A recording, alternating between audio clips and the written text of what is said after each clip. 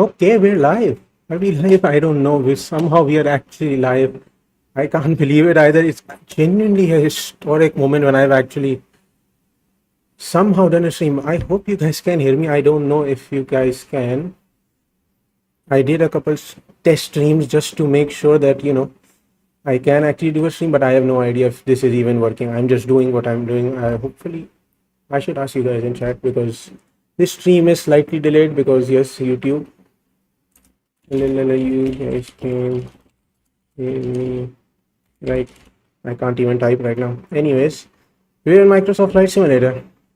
Yeah, I know it's very different from the Turbo Flight Simulator that we've been doing for a long time, but eh, I just thought, it's been a long time since we actually did something different.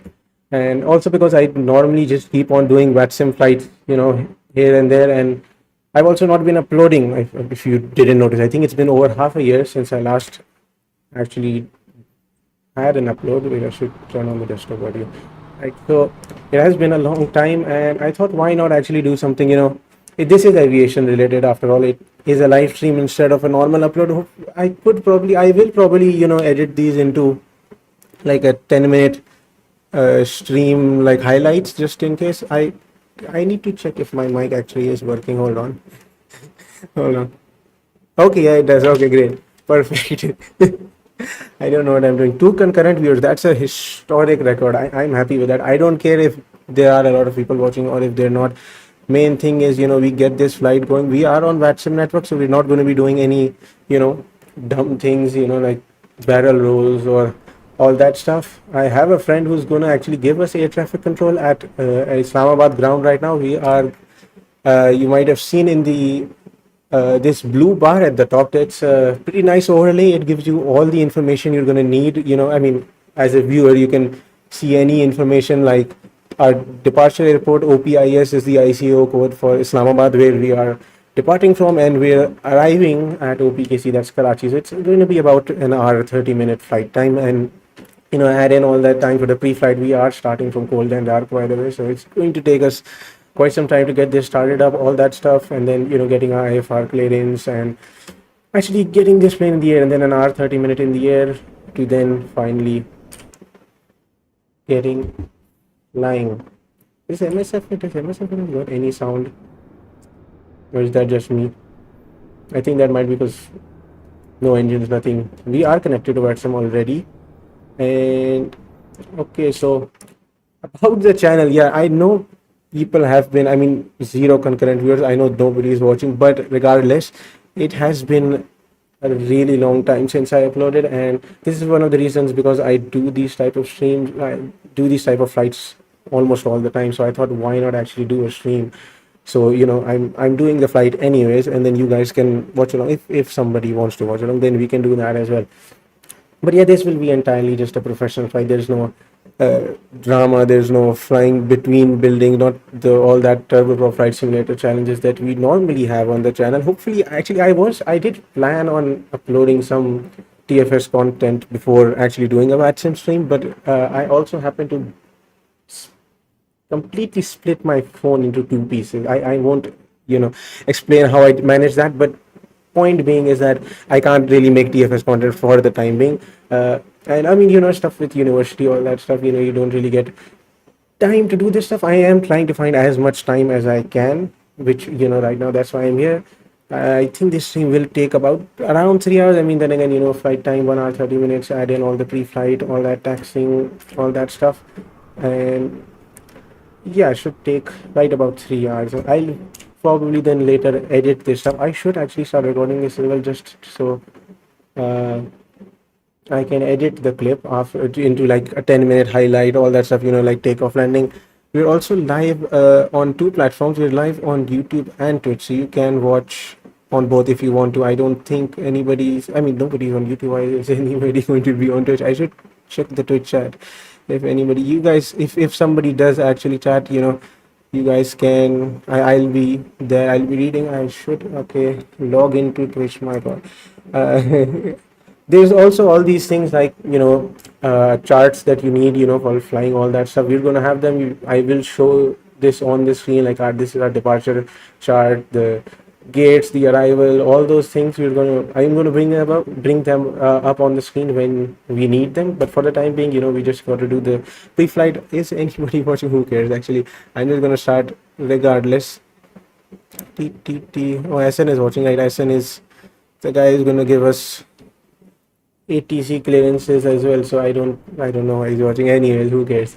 I should probably start getting into the pre-flight. So we are, by the way, flying the PMDG. If you haven't noticed, the PMDG Boeing 777-300ER. I think it's been 2 months since it came out, and it is, by the way, if you don't know, PMDG is, uh, despite some issues here and there, it is one of the best, if not the best, aircraft manufacturer in the flight sim community. They have absolutely epic detailed aircraft physics. All that stuff is absolutely top notch, and that's why we are flying this plane. I really like the 777 in the first place, and then obviously because the PMDG have made such a nice aircraft, it only makes sense. And we are flying in the Pakistan International Airlines livery today because we're doing a domestic flight within Pakistan. It's Islamabad to Karachi. I've chosen that because I've got a friend who can give us confirmed ATC, ground ATC at least, on these two airports, or at least for our departure airport. And then, it's just nice to have ATC.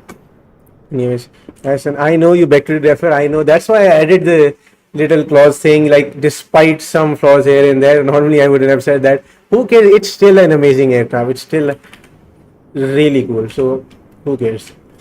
Anyways, I'll get to actually getting the pre-flight. All that we can talk about stuff while I'm doing this. So, one small feature. I mean, obviously, we can't in flight simulator go outside, walk outside, and actually connect the ground power. I don't know if 2024 is going to have that thing. I mean, 2024 I think does have stuff about actually walking around. I don't know if you can actually do exterior stuff, but because you can't actually have ground power connected, like using your own hands going out there, so there's this small feature in the PMDG aircraft. If you hold the menu button on the flight management computer, it starts this menu. Now, the flight management computer hasn't started. It's still off because clearly the plane itself is completely turned off. This is just something you can get on PMDG aircraft, so you can actually do those type of things like adding ground power or removing wheel chocks, all that stuff. So I'm going to make sure that weight units is in kilogram. For some reason, it keeps switching back to pounds. I use kilograms because, no particular reason. But basically what we do is we go into flight simulator actions and we go to ground connections and we connect the dual jetway plugs. And at the same time, we're going to connect the air conditioning unit as well. And you can see outside, we've got this yellow wire right at the nose gear, which is giving us that ground power. Those yellow large two tubes that go down back towards the main landing gear, they're the air conditioning unit. So now, because we have these things connected and started, we can go up in the overhead panel and turn on the primary external power, and the secondary external power will turn on the battery. And now this plane will slowly starting up. You can see some lights, some things switched on, and it will take like 2 to 3 minutes. So until those 2 to 3 minutes that we can just wait out, we can do some stuff like actually importing our flight plan. So the flight plan is I have already made in SimBrief. So over here you just request data from SimBrief and it just adds in this whole thing. It's really helpful because obviously going into the flight management computer and adding each waypoint on your own one by one, all that stuff is going to take a long time. As an I know I have no problem. I can expect the delay. No worries. But okay, so we'll do the I have to do a takeoff briefing? We have got, I think, only just me watching. Who cares though? If you look here, so flight number today is 301. That's, I think, the closest flight that actually realistically flies. We're using a realistic flight plan, all of that stuff. The aircraft registration is APBMS, which is, yes, one of the 777-300ERs that are currently flying in Pakistan International Airlines fleet. This is our flight plan, this entire thing. You can just, this is a lot of yapping, but main things I'll discuss with you guys here. Navigraph charts, I do not have the Navigraph. I need to get this. I will get it at some point, but that's later. So Boeing 777-300ER, call sign is Pakistan 301. And let's see, is it started up? No, it's not. So we can also, another thing we can do is actually just open this window, because why not get some air inside, you know? Just some, you can do goofy stuff, a little bit at least. Awesome. I'll also check the oxygen, because why not? Great, that works. Over there, by the way, as you can see, there are 4 seats. I was discussing with Asan the other day about 4 seats all having oxygen masks. I don't know why we were, but and yes, Asan, I will get GS. If I'm getting Navigraph, I'm getting GSX as well, so don't worry about that. So I guess then, okay, yeah, that's a different thing. I should turn off this, still close this window. As you can see, there's this, or everything is just being tested, the warning sound, all that stuff. The screens are now turned on, so we can get to the next thing. Once we, okay, so window is closed, oxygen is tested, cockpit door is closed, so we can get into our pre-flight actually. Okay, so first up, we start from the top left. We're going to turn on the DIRU, which is the Air Data Inertial Reference Unit. It does a lot of things. I can't be asked to explain it, especially when there's nobody watching. Then we start the in-flight entertainment, passenger seats, cabin utility. By the way, there was a runway switch, if you didn't notice. I actually did not notice that. So, okay, I'll see to that. Electrical battery, in-flight entertainment, passenger. I have to listen to the ATIS information. I haven't done that already. Then we'll actually, oh, QB5 is here. Never mind. Emergency lights to arm. We'll close the guard. Window side, window left side, left forward, right side. Window heaters turned on. We'll get the hydraulics on, and these to auto. Passenger seatbelt signs to auto. Lights we can look at later. Cargo fire test, just to make sure, you know, we still have to do these tests regardless of, yes, somehow QB5 is here. By the way, QB5, if you are actually here, I don't expect you to be here for a long time, but yes, we're doing Islamabad to Karachi, 1 hour 30 minutes flying time, and great emojis. Okay, anyways, cargo fire was passed. You can check all the lights here, you know, just to make sure there's nothing, no fault light, nothing that isn't working. All of these things are working. That's great. And I think that is everything in the overhead panel for now. I should actually listen to the ATIS information for Islamabad right now, which is on what frequency again? Let me check. 126.2. All right, 126.2. Okay, this is gonna take some time reaching 126.2. Hell no, it's not 90 minutes, it's actually longer than that. It's just flying time as 1 hour 30 minutes. So yeah, okay, it's 126.2. I overshot that. Runway switch, that's not great. 126, it's 126.2, right? Okay, so we listen into this.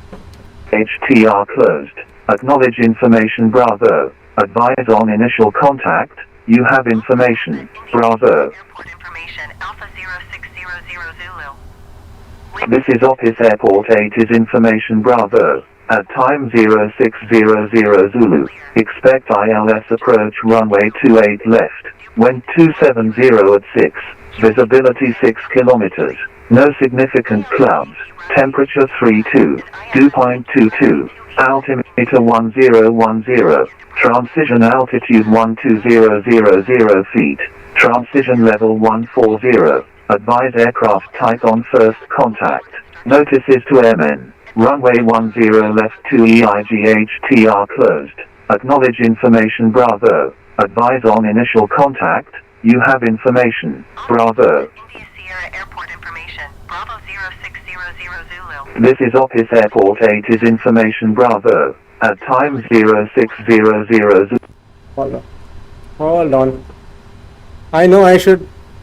Yeah, I know the Microsoft Flight Simulator ATC should be turned off, so it kind of messes with it, but it is whatever. I can't really be asked. It is what it is. I'll ignore that. So it is information. If I have absolutely disastrous memory. Is 28 left in use, or is it still 10, right? Hassan could probably just tell me in the in the live chat, but QNH was 1010. We'll get to that in a bit. I'll switch to.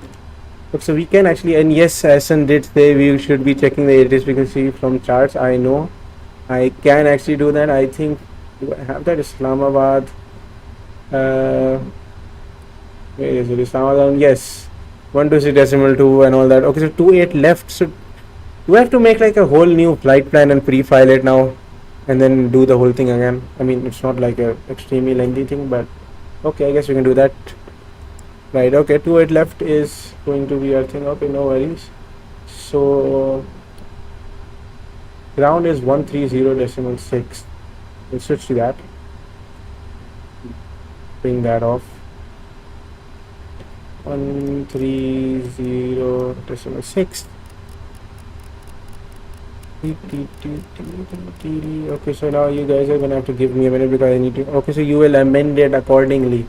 Okay, that works as well. So I don't need to pre-file it, right? And hopefully I don't need.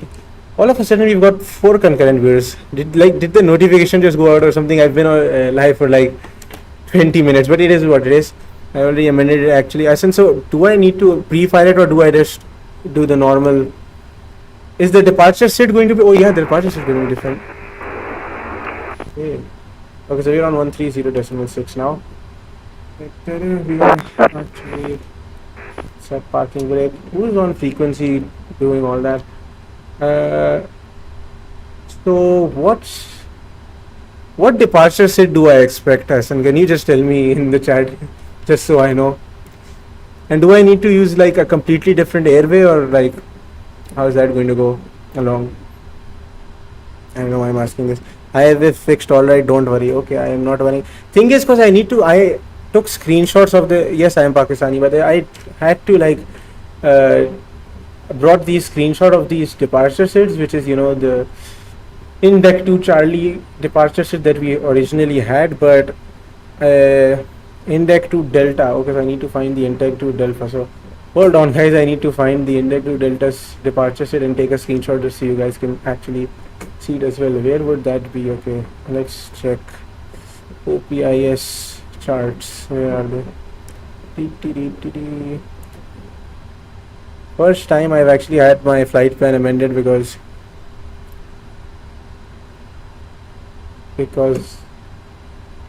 of weather conditions, or well, at least runway change. But there was index to Delta. Where is index to Delta? Trying to search control F. How do you view control F? Okay, index to Delta. Why does index to Delta not exist in this? Okay, I need to actually look for it.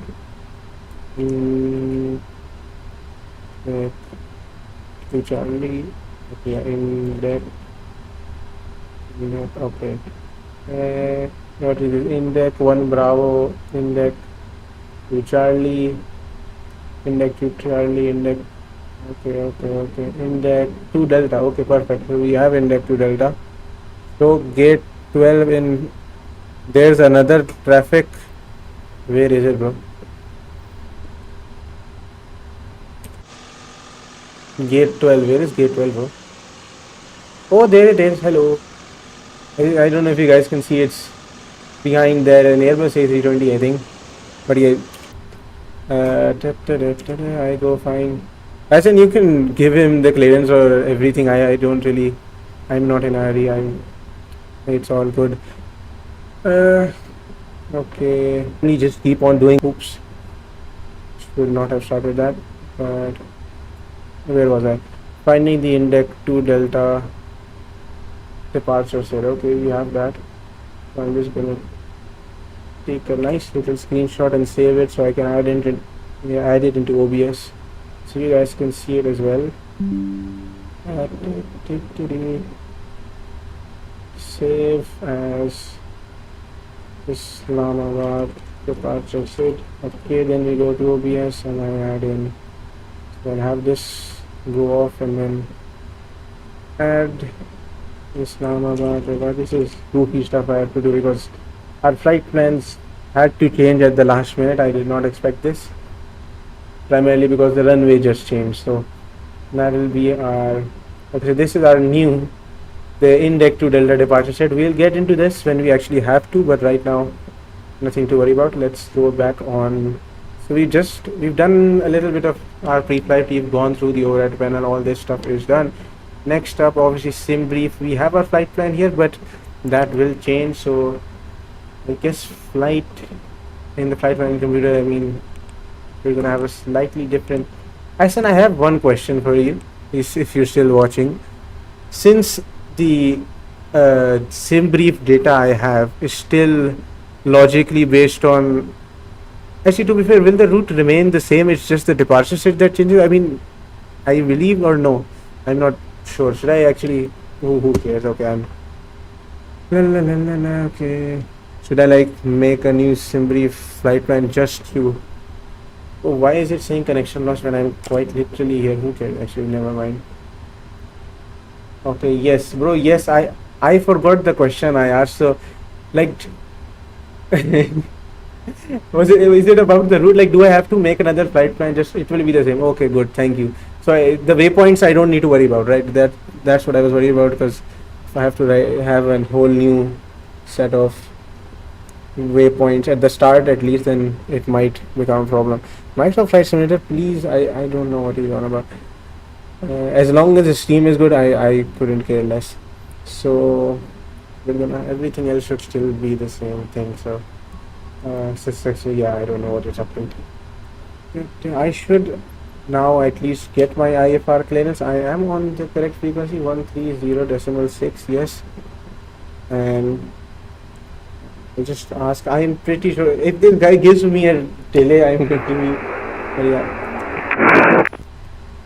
who is on frequency? Did the gate 12 guy just disappear? Is it just me again? It's okay. Very silent, but I guess it is what it is. I'll ask him. Okay, so by the way, when I do ask for this IFR clearance right now, you guys won't actually see any difference in my voice because I'm obviously still speaking on the mic, but obviously when the air traffic controller responds to the IFR clearance, then we're actually going to have like a radio type of voice. He will hear my voice in, you know, the radio accent or whatever, but you won't hear me because I'm still speaking to the same mic that I've been streaming. And so what's our call sign again? Pakistan 301, right? Pakistan 301, yes. And I believe the current ATS we just heard was Bravo, if I remember correctly. So we'll get into that. We'll check the QNH, all that stuff. I think 1010 in a bit. I'll first get my IFR clearance. I don't think there's anybody else on frequency, so we're just us. Islamabad ground, Assalamu alaikum. Pakistan 301 requesting IFR clearance to Karachi with information Bravo.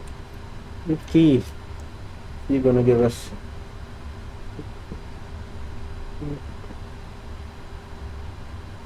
Where's my controller, boy?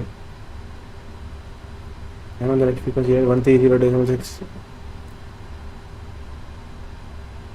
Broski, is ATC dead or something? Or is bro's mic not working? I can't actually hear bro. The ATC is still online, right? Yes, it is. Okay, we'll wait then. I guess IFR clearance takes some time. Until then, I guess we can actually get into the flight running computer and start doing the basic stuff like position initialization. We've got the ident, all the, you know, our aircraft model, the nav data. Nav data is out of date. I believe this is like the previous months, but it's going to be fine for this current flight. We don't have to worry about it. Reference airport, we are at OPIS. That's the ICAO code for our departure airport. OPIS, yeah. Islamabad International Airport. We are at gate 21. Yes, gate 21. You can see the coordinates at gate 21. You can see written out there as well, just so we can, you know, double check and confirm that it's actually working. So gate 21, and we can also check from chart. I'll show you guys over here. Bro, Asan, wait, let me just chat. Ash are clearing area. Anyways, ignoring that, this is the, you can even see the coordinates for the gate. So we're on gate 21, so 20 through 22. You can see the coordinates and you can match with what's in the flight management computer. And I was going to get my tea. Okay, I asked again. Lama. The controller we have is actually just watching the stream as well, because why not? But we can just add the GPS position to the initial position, and you can ask for the IFR clearance again. Islamabad ground, Assalamu alaikum. Pakistan 301 requesting IFR clearance to Karachi with information Bravo. I believe it was Bravo, yes. 301, Walaikum Assalam, Assalamu alaikum. You are clear to Karachi via the deck to Delta departure and way 28 left. Climb initially 7,000 feet, squawk 4507.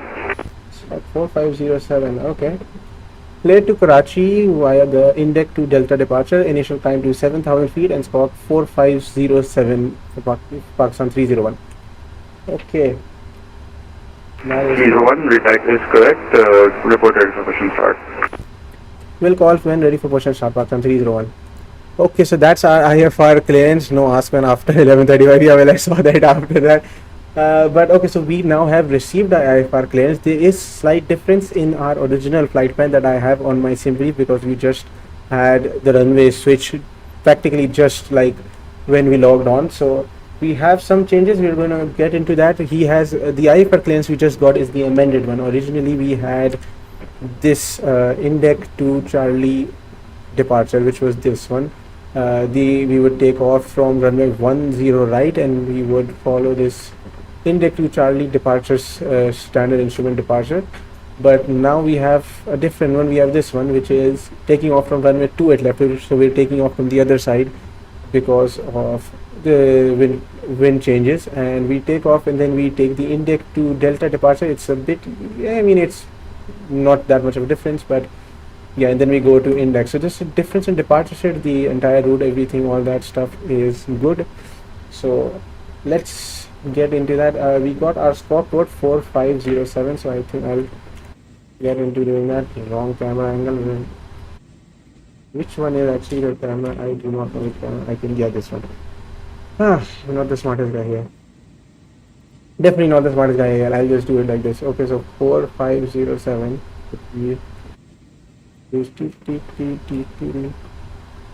Perfect. 4507 for maybe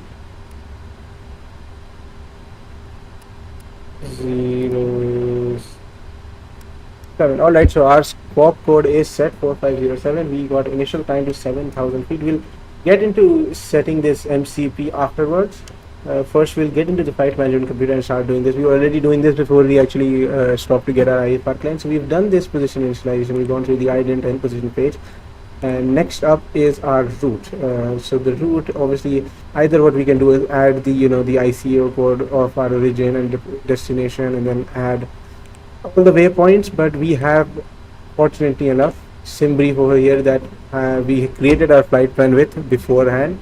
So we're just going to route request, and we already have this because we have it on the iPad over here. So we can just see here sim brief route and click on this, and we can set the payload and the fuel that we had. Let me check how many passengers and stuff we actually have for this flight, and until then fuel is set, and we'll get on selecting route. So if I'm correct, we have right about 370 passengers on board. That's quite a lot of people, practically I think maximum people on board, but because it's a short flight, we only got about 23,556 kilograms of block fuel.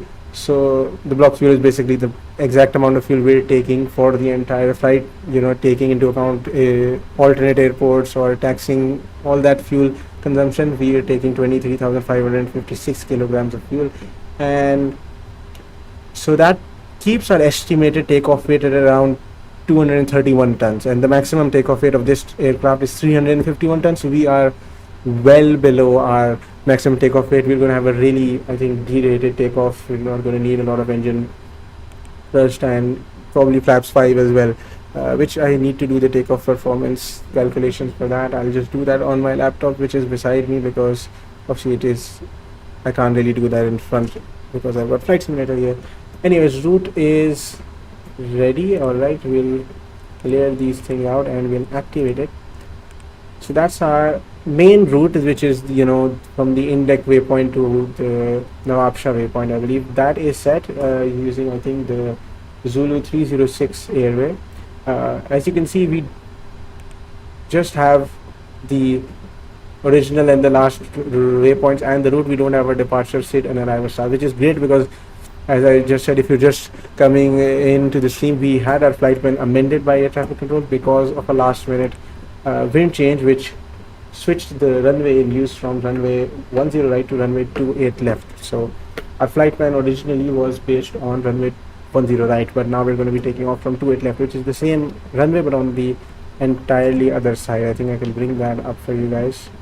Islamabad ground right here. So 10 right is on the left side of the page, and you can see on the right side is 28 left. So we're just going to be doing the same thing, but the other around. The departure SID switches from being this, the Indek to Charlie approach, to Indek departure SID to Indek to Delta. Nothing big. Anyways, so Indek to Delta. Let's find the Indek to Delta departure SID.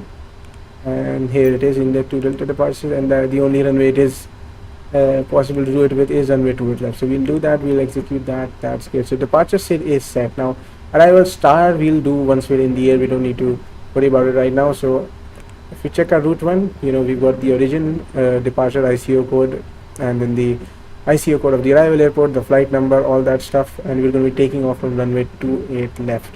Next page, you can see that we're going to be using the Indek to Delta departure SID to the waypoint Indek, and then using the Zulu 306 airway all the way to the Nawabshah waypoint. Then we're going to have the Nawabshah 1 Charlie arrival star, but we're going to focus on that later once we're ground requesting radio check. And this is another aircraft that is requesting radio check. We can hear on air traffic control. I don't know if where Islamabad ground is. Hold on. Islamabad ground, where you are? What ground is offline? Okay, who cares? We got our IFR clients. We will call them when we're ready for push and start. Performance, let's get to performance initialization and accept the data we already have from Sindhi. Using altitude 380, that should not be. We have filed 360. Oh, you asked. Huh? Never mind. Okay, that's happening in the chat. Ignore that. Okay, we've set the zero fuel weight, the gross weight. We already discussed the weights of the aircraft, all that stuff. Using altitude set to 360. I think it should be 360. But next to we have thrust limitation, which is basically our performance takeoff performance calculations. The takeoff performance calculation, because as I talked about before, we have, although 370 passengers on board, we have really low fuel. We have like 23 tons of fuel, which by the 777 standards are not a lot, and we're like 232 tons, and the maximum takeoff weight of the aircraft is 351 tons. So we do not need maximum power while we're taking off. We're actually going to do the lowest possible basically, and we're going to set the selected temperature to 48. This is calculated, don't worry, I'm not doing random stuff, and so we don't need to do maximum power. We'll only do 89.7% N1 power. Takeoff flaps will be flaps 5, and that gives us the V1 rotate, V2 speed, all these V's. We'll just add these in. Our center of gravity tells us what trim setting we have to do. So that's basically this part of the whole flight management computer done. The approach thing we'll do later on once we're close to landing. Same thing with the arrival star we're going to do later on. Right now we can go into this and load the wind data, all that stuff as well, just to all that stuff done. Link the descent forecast. These are basically the wind direction and speed during our descent. Next up, I think these are all other pages that we don't need right now.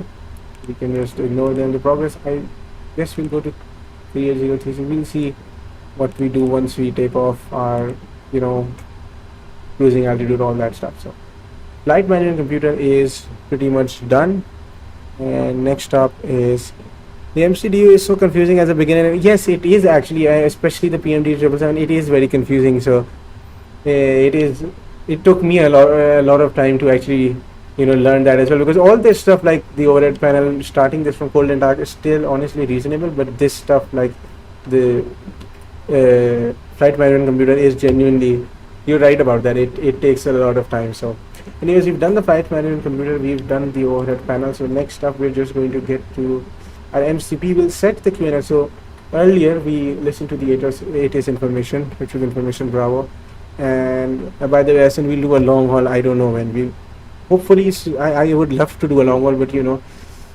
time will, it's hard to get time to even do stuff like this. But anyways, change this to hectopascal, then we'll go to 1010. It's pretty close. So 1010 is our altimeter setting. Then we'll set the VOR. I think we'll just do this. So VORs switched on both captain and co-pilot ends. I believe our speed was 159. Alright, the V2 speed is 159. We'll set 159 on this. Alright, and takeoff heading, I believe if we look in our charts over here, we should find so 28 left. Oscillations in Islamabad Information Charlie is now current. Alright, so it is information just updated to information Charlie. We'll go listen to that when we need to. 278 is the exact heading of our takeoff runway. So we'll set it to 278. I hope this information Charlie does not include like a runway change. It wouldn't. And the altitude, we got IFR clearance to initial climb to 7,000 feet. 7,000 feet QNH is set. Squawk code we set immediately when we got our IFR clearance. And we've said this. We'll turn on the flight directors. We will not turn on the weather radar. This was, we definitely don't want to turn on the weather radar right now. LNAV, VNAV is switched on. And what's next? We've done our oxygen. We've checked all that stuff. We should actually listen to our ATIS information. What even is that? I forgot. Where's our chart, our legendary chart? 126.2. Alright, I'll go to 126.2 quickly and then just see if there's any big difference. I don't think there should be, you know, obviously we just had Bravo, but 126.2. 140. Advise aircraft type on first contact. Notices to airmen. Runway 10 left 2 EIGHTR closed. Acknowledge information Charlie. Advise on initial contact. You have information Charlie. Sky condition, clear. Temperature. This is OPIS Airport 8 is information Charlie. At time 0630 Zulu. Expect ILS approach runway 28 left. Wind 270 at 6. Visibility 6 kilometers. No significant clouds. Temperature 32. Dew point 22. Altimeter 1010. Transit. Altimeter 1010. UNH was 1010 before that as well, so I don't think there's a difference on that either. So that's our latest information. Then we already got our IFR claims. If you're just joining in the stream, I've seen concurrent viewers just increased. So if you just joined, we've done our whole pre-flight. We're already 40 minutes into our stream. It's the exact time that I've actually filed our departure pushback time, at least, which was, at least for me in Karachi, it's 11:40 am. The local time at Islamabad Airport is 11:40 am, which is also our filed departure time. So we'll get into that. We'll just do these pre-flight checklists as well. So we click the checklist, but we can get this short checklist, which I'll just oxygen we tested while we were doing our pre-flight flight instruments. Obviously we know, we just saw heading, altimeter, all that stuff is set. And we'll also do our before start, we check the flight deck door in our pre-flight already. Passenger signs, it itself has shown that is done. MCP, all that stuff we just did right now over here. We've set all of those things according to our IFR clearance. And takeoff speeds, you can see that right on the left we have all our V1, VR, V2 speeds. CDO pre-flight we just completed before the MCDO, just after IFR clearance we did that. At the trim is not set. Takeoff, taxi and takeoff briefing, I guess I'll do it with you guys. Beacon lights we can switch on. Now logo and wing lights don't really need to be switched on, especially it's really just during the day, we don't need any of that. So I guess we don't need to do that. We'll just ignore that, and I'll set the trim now, which is going to the flight controls, and you see the stabilizer thing which says 4 should be at 4.75. That is what we calculated to be based on our center of gravity. That's our stabilizer stuff done as well. Go back to checklist, we'll set trim as well. So before engine start, checklist is done as well. Auto brake to rejected takeoff, we'll just put that there. And wasn't this supposed to be? Not yet, we haven't done anything yet. So anyways, taxi and takeoff briefing, I guess if since we have like about 5 to 6 people watching, I guess I'll do the briefing with you guys. Normally, like, you guys can be the co-pilot. So I already talked about our flight plan. Pakistan 301 is our call sign. We're flying the PMDG Boeing 777-300ER. We've got the aircraft registration is APBMS. We're flying from Islamabad to Karachi. IFR clearance, we got initial climb to 7,000 feet. We had a last minute change in our departure, standard instrument departure, which was from index to Charlie departure to index to Delta departure, and we can check that out. This was our, I believe, our previous one, and this is our new one. So we're going to be taking off from runway 28 left, which is at a heading of 278 degrees. We're going to do a left turn at the IS 401 waypoint. We're going to do a left turn to IS 402 at the heading of 190 degrees, and from there we're going to take another a left turn, and then another left turn to heading 098 degrees to stop waypoint. And stop waypoint has a restriction, which is we have to be at either 7,000 feet or below, or 5,500 feet or above. So we have to be between those two altitudes. We cannot be above 7,000, we can't be below 5,500. Similarly, then we turn right at a heading of 174 degrees to the waypoint Stamex, and we have to be up 7,500 or above. I believe that was 7,500 or above.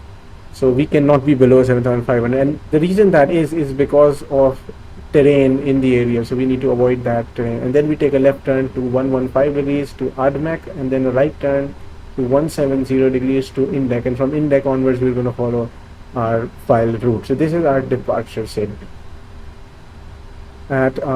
We are currently at, you can take direct Indec after departure. I know I just said that, we'll get into that later, that's not a problem.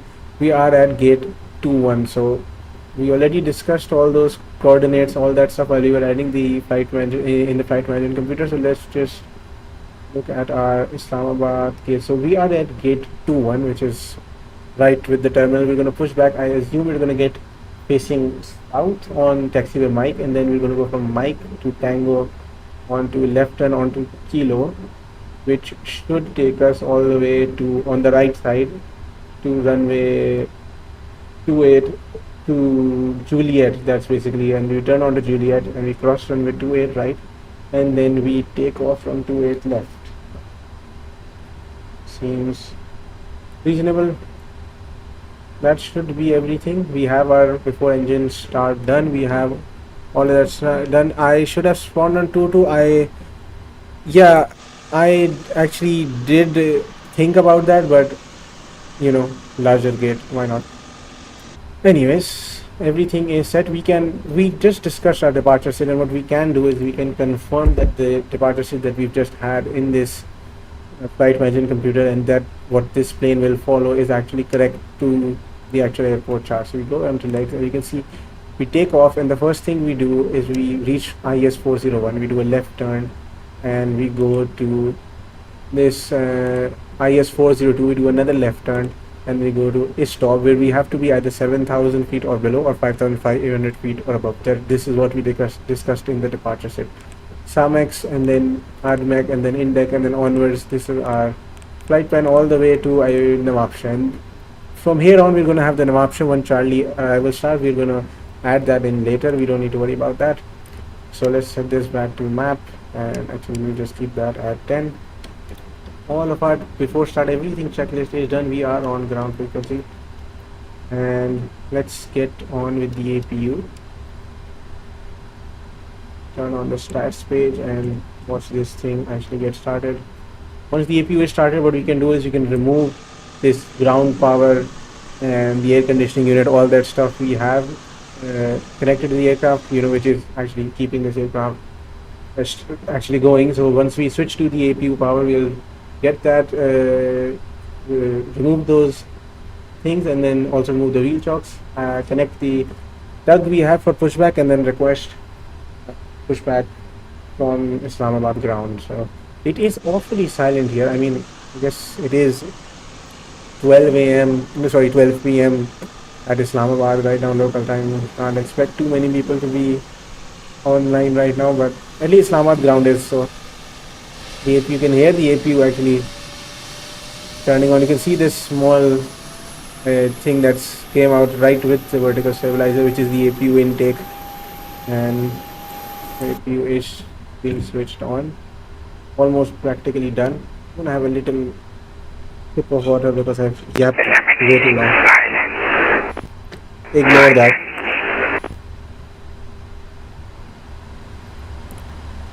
Excellent, my man. I'm going to send this stream to head of the Pakistan VACC. Then enjoy. Anyways, APU is started, so we can go into the PMDG setup. In the FS action, we can remove these. The ground power can be released. Similarly, the air conditioning unit can be released, and we're also going to go to ground operations and remove our wheel chocks. So you can see wheel chocks, all of that stuff is removed.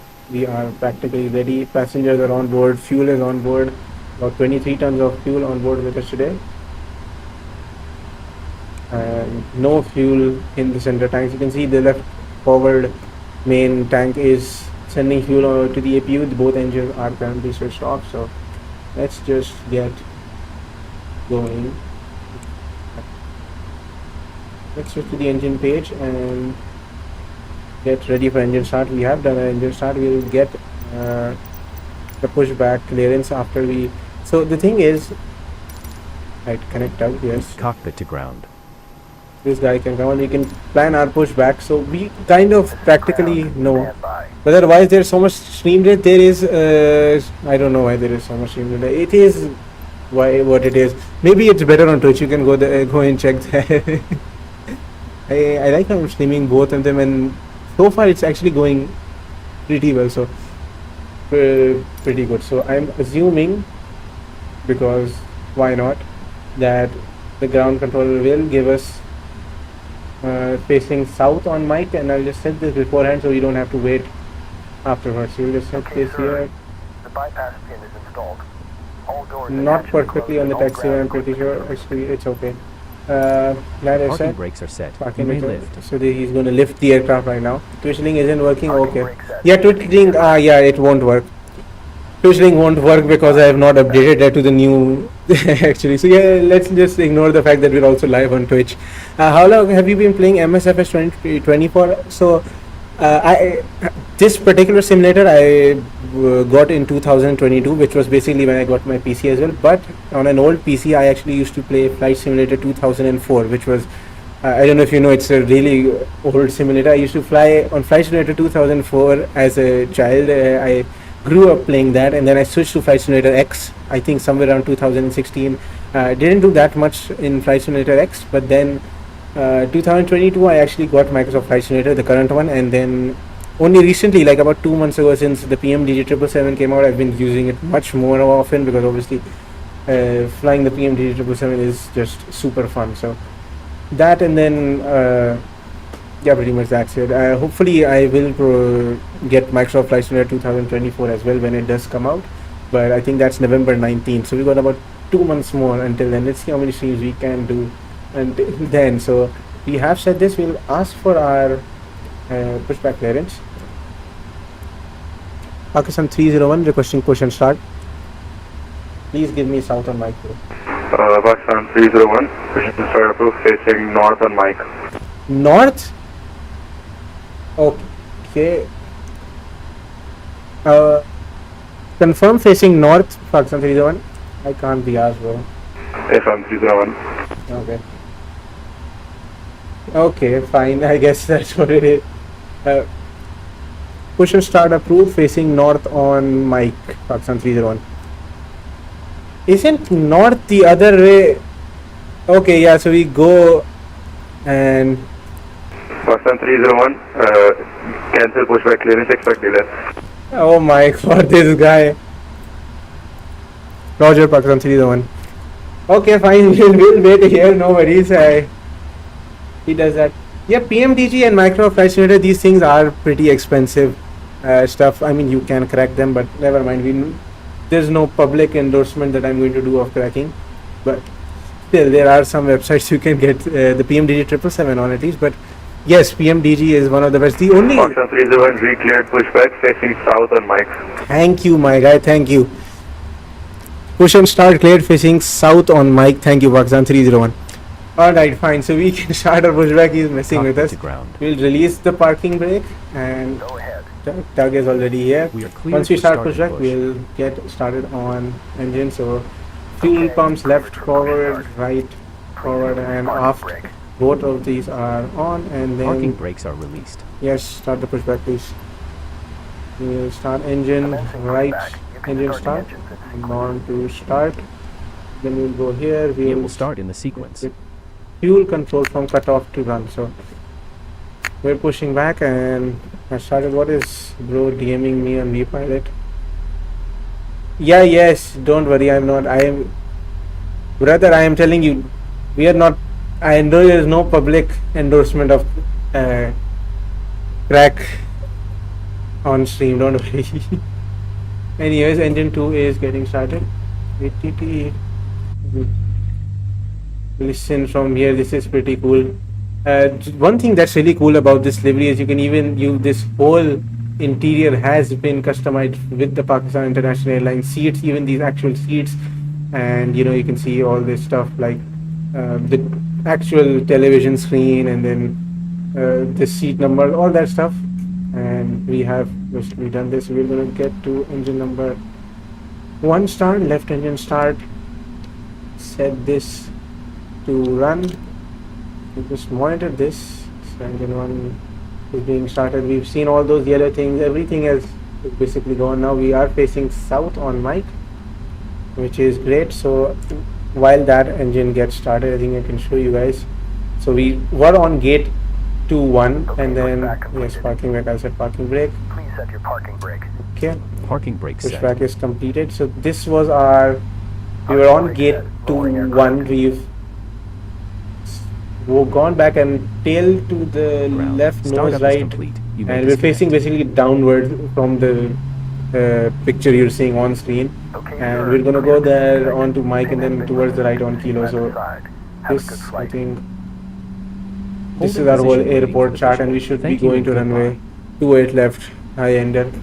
Anyways, so pushback is completed with both engines. Engine number 1 is almost started. Pushback truck is going back. Thank you, sir.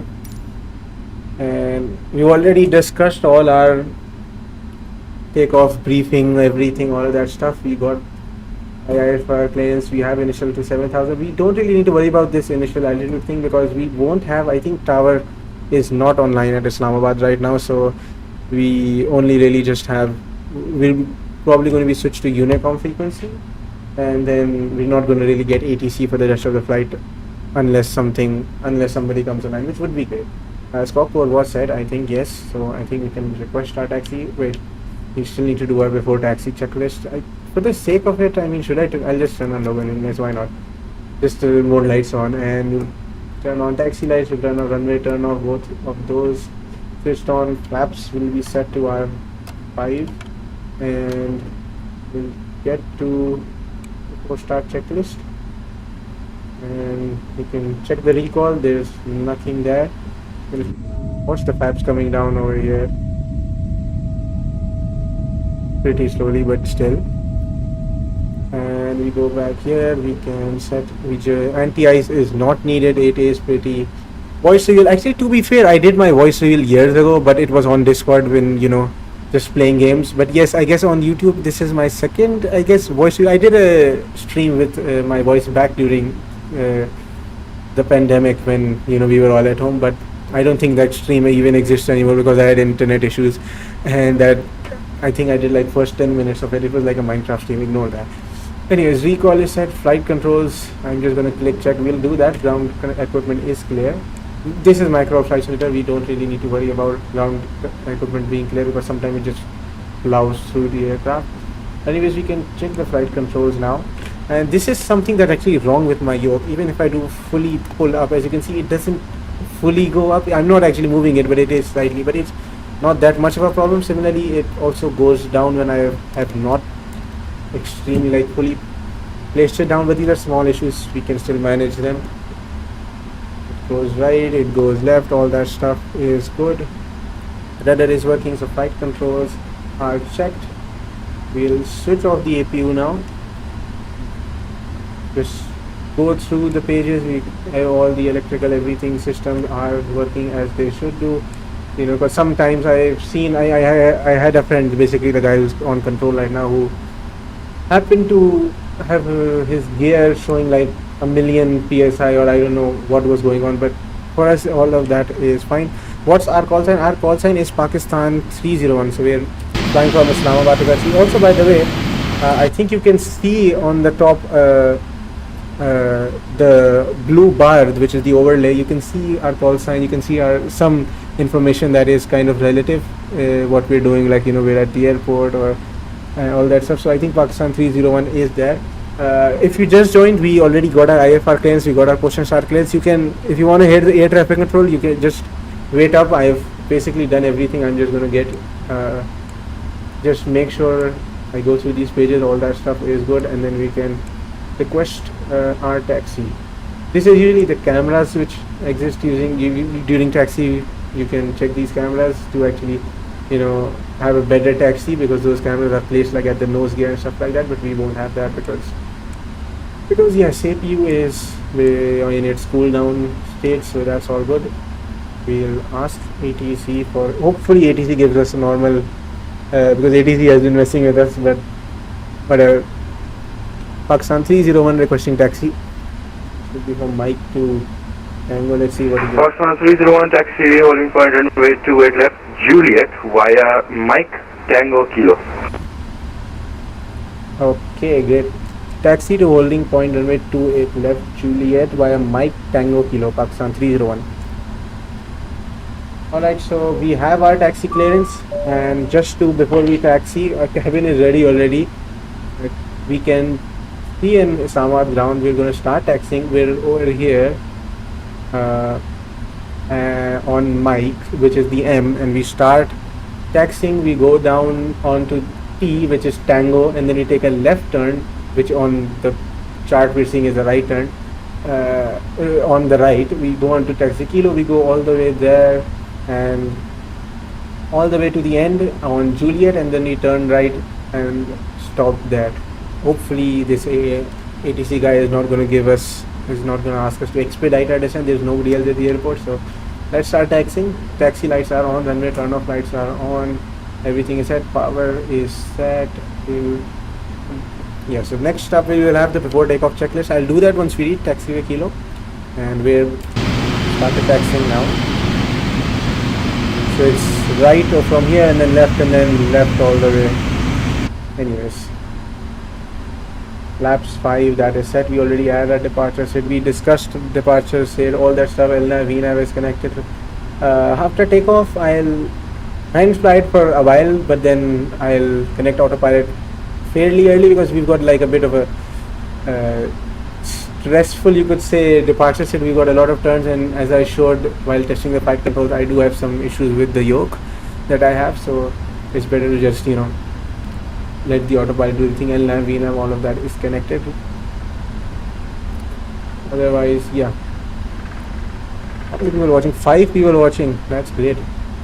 Better than when we started. It's like a notification go out randomly, because at the start, for the first 20 minutes, we had literally nobody watching, and then all of a sudden we had like a consistent, you know, 4 to 6 viewers graph. I don't know what was happening the first 20 minutes, but anyways, we're taxing. So as I said, we can check this again.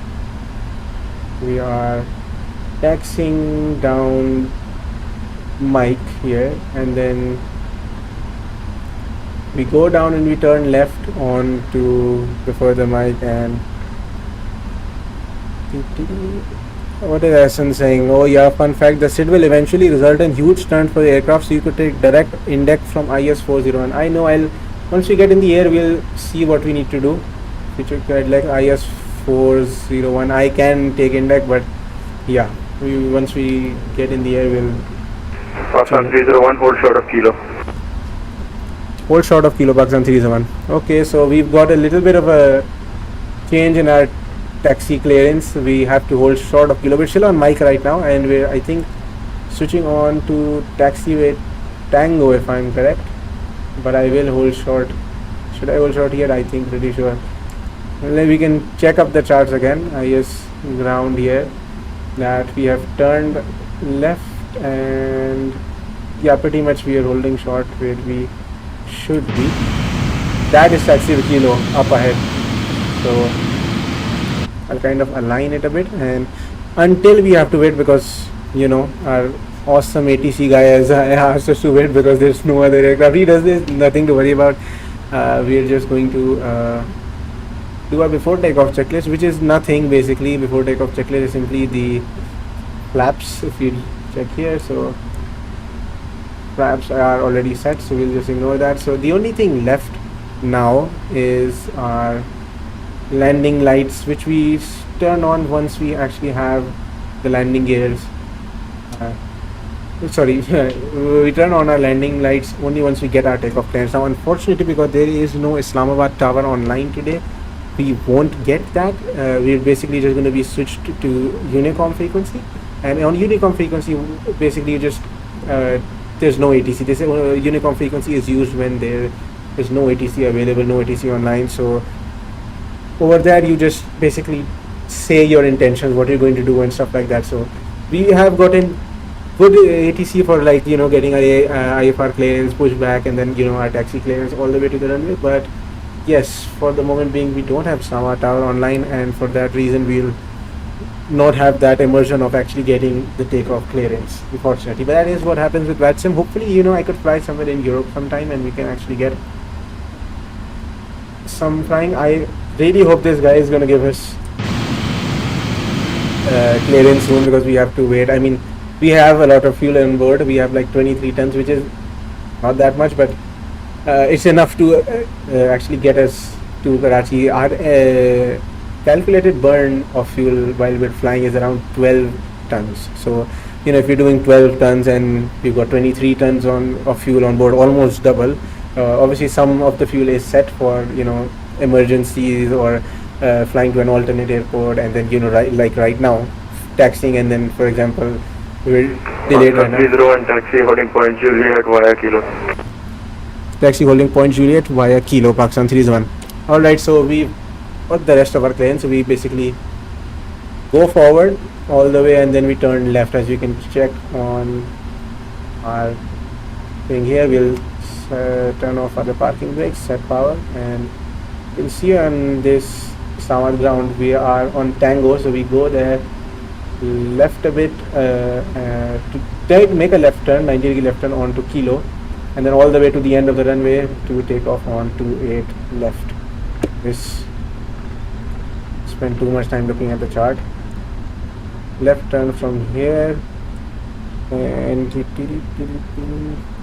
as I was saying, I think I already talked about Unicom as well, and the fact that we won't have tower frequency unfortunately today, but it's alright. At least we got, you know, something. We got ATIS, we got IFR clearance, we got push and start. We're getting taxi right now, but he's what ground control right now is going to do is he's going to switch us over to the Unicom frequency, where we just say our intentions of what we're going to do, all that stuff. So this is a pretty long taxi. We have to taxi all the way to the end of the runway. So it's basically all this runway, that's the runway that's closest to us right here, is runway 28 right, 10 left. So this runway is closed right now, so we're going to be taking off on the runway up farther away, and from there on we've got the index 2 delta departure set. So I'll go into my frequency and confirm set standby to 122.8. You know, it would be funny if due to the delay you lost your slot and clearance would be cancelled.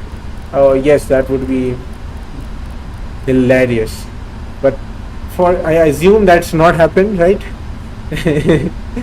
Don't tell me that I've already had to change my flight plan today because of a last minute runway change due to wind condition changing, but hopefully that doesn't happen. Okay, by the way, weather radar should be turned on. So weather radar, and or on the co-pilot side I actually turn on the terrain radar instead because we are flying over Islamabad. There are a lot of mountains, and which is why the departure state, if you look at it, is quite, you could say, confusing as well. This is our departure set for today. This is the index to delta departure. So we take off and we do a left turn and then another left turn and then a right turn and then a left turn and then a right turn, and at waypoint is stop, and then waypoint some actually you can see so many altitude restrictions, and that is primarily due to the fact that we have a lot of terrain near Islamabad. So along taxi I can increase speed a little bit right now, and once again if you check Islamabad ground, this is now it's basically just taxi all the way to the end. You can see Islamabad ground chart. There is nothing beyond taxiway Juliet. On the right side you go all the way on Kilo all the way to the end, and then make a right turn or cross runway, the threshold of runway 28 right, and then on to runway 28 left, and then take off clearance from there. There is no takeoff clearance unfortunately, but because there is no tower online, but it's okay. By the way, I was talking about the fact that there is that overlay on top, this blue bar, that blue or purple bar, and it's pretty nice because you can, by the way, this black line you're seeing is actually how much of the route we've done. So you can see this small blue dot because we've not even taken off, but once we start taking off and flying, this bar will completely show how much of the flight we've done. You can see the speed is very accurate. You can compare it from in the top left to what we're seeing on the aircraft screen, and then vertical speed right now obviously will be 0 or less a little bit changing because of the ground slope or stuff like that, but that will only increase once we fly. And then heading is altitude is from sea level, so Islamabad is pretty high, that's why we are at 1700 feet. 301, no further ATC available, monitor Unicom 122.8, thank you for flying, Allah Hafiz. Alright, switching to Unicom on 122.8, Pakistan 301, thank you, Allah Hafiz. Alright, so we are now asked to switch to Unicom, so we can just, so now unfortunately we do not have more ATC available. By the way, dare you to do a full roll while being in the cruising altitude. I talked about this just when I started stream. Unfortunately, because we are on the VATSIM network and this is not random Microsoft Flight Simulator flying, this is going to be fully professional. We're not going to because we're flying the whole departure stage, we have ATC, we have all of that stuff, so we're not going to do barrel rolls at 36,000 feet, 38,000 feet. I forgot my cruising altitude. Progress, and where do I even check that? Right, yes, cruising altitude is 380. It is fine. Okay, so V1, we are all the speeds done, takeoff checklist is done. The only thing left is when we are entering the runway, we're going to turn on the strobe lights and landing lights. Right now we've still got time. I think we're going to be, is this taxiway Juliet? Yeah, there's two really close taxiways turning right. Juliet is the one at the maximum end. Don't worry if you try to do a barrel roll, the 777 won't allow it. I know it would become a complete mess, full bank angle warning, all that stuff, which then again, this is VATSIM, we're trying to do professional flying, so we're not going to do that stuff, unfortunately. Maybe some other day when I'm doing a stream where we just do stupid stuff, then we can do that, but unfortunately for today we're trying to be realistic. Nice engines. And yes, flaps are 5 by the way, because as I talked about, we have 230 tons of our weight at takeoff, and since the maximum takeoff weight is 351 tons, this is a very D-rated takeoff. There is not, as you can see, this is a D-rated takeoff. We're only got 88% power, and we're not going to go full power. At the same time, we're also going to be only using flaps 5, so it's not going to be, I'll probably do a barrel roll and stuff like that in some other stream, but right now for the time being, just I guess the VATSIM streams do work, so it is what it is. I barrel roll an A400, and yes, I mean, honestly, who knows, maybe if we really try do some stupid stuff all the way from our cruising altitude, what we can achieve, but that is not our intention when we're on VATSIM. In TFS, of course. Yes, I did not assume you were actually flying an Airbus A400M. Anyways, so there is nobody currently landing, so we don't need any clearance or anything to cross this runway. Or normally you would, but then again, as I said, we've just been handed over from ground control to what should be tower control, but since there is no tower online, we're basically just on Unicom, and we will give our call outs for getting onto runway 28 left. Should be we're crossing 28 right now. I should just make sure we're on the center line.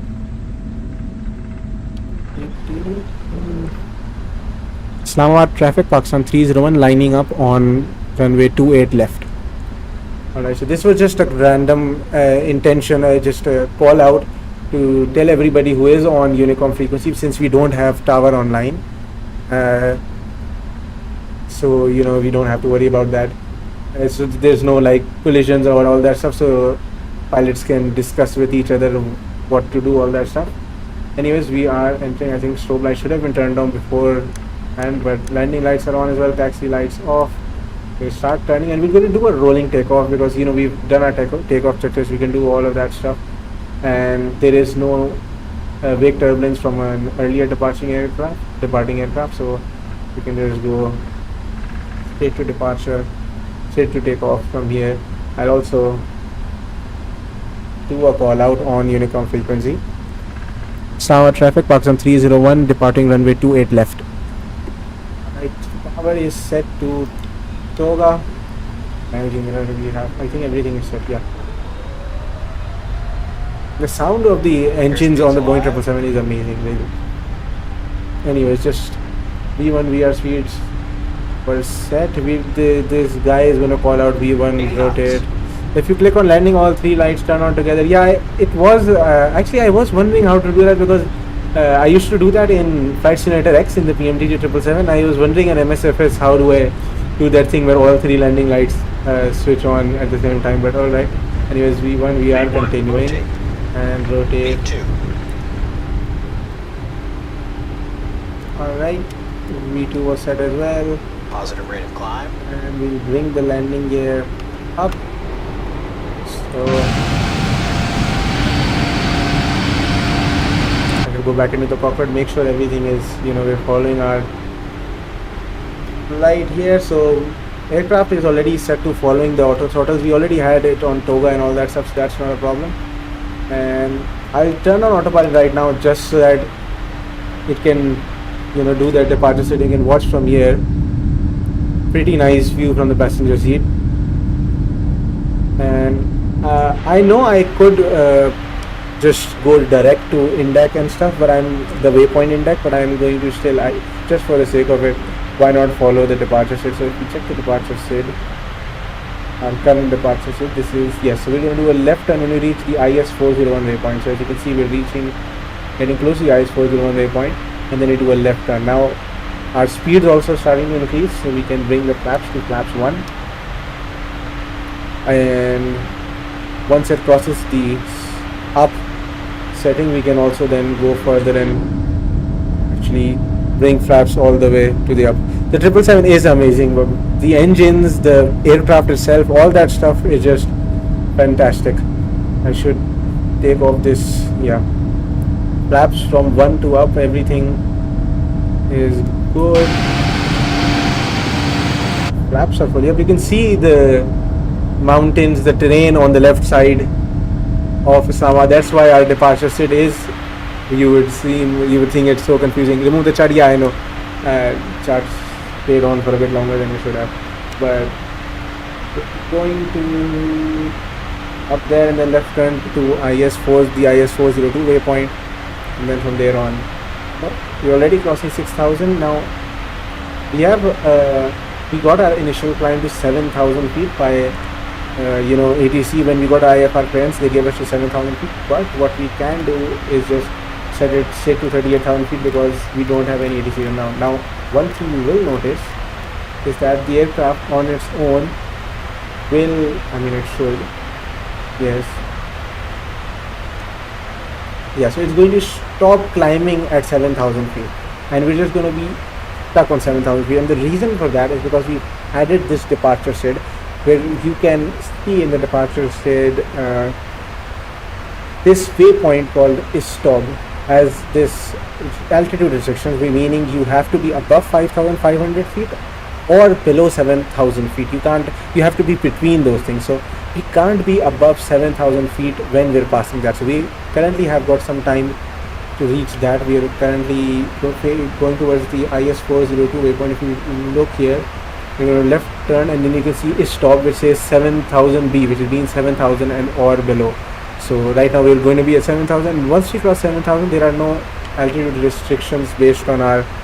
There are some altitude restrictions, but it's only on the waypoint SAMX, which is 7,500 feet or above, which we don't need to worry about. Once we cross the stop waypoint, we will start climbing again.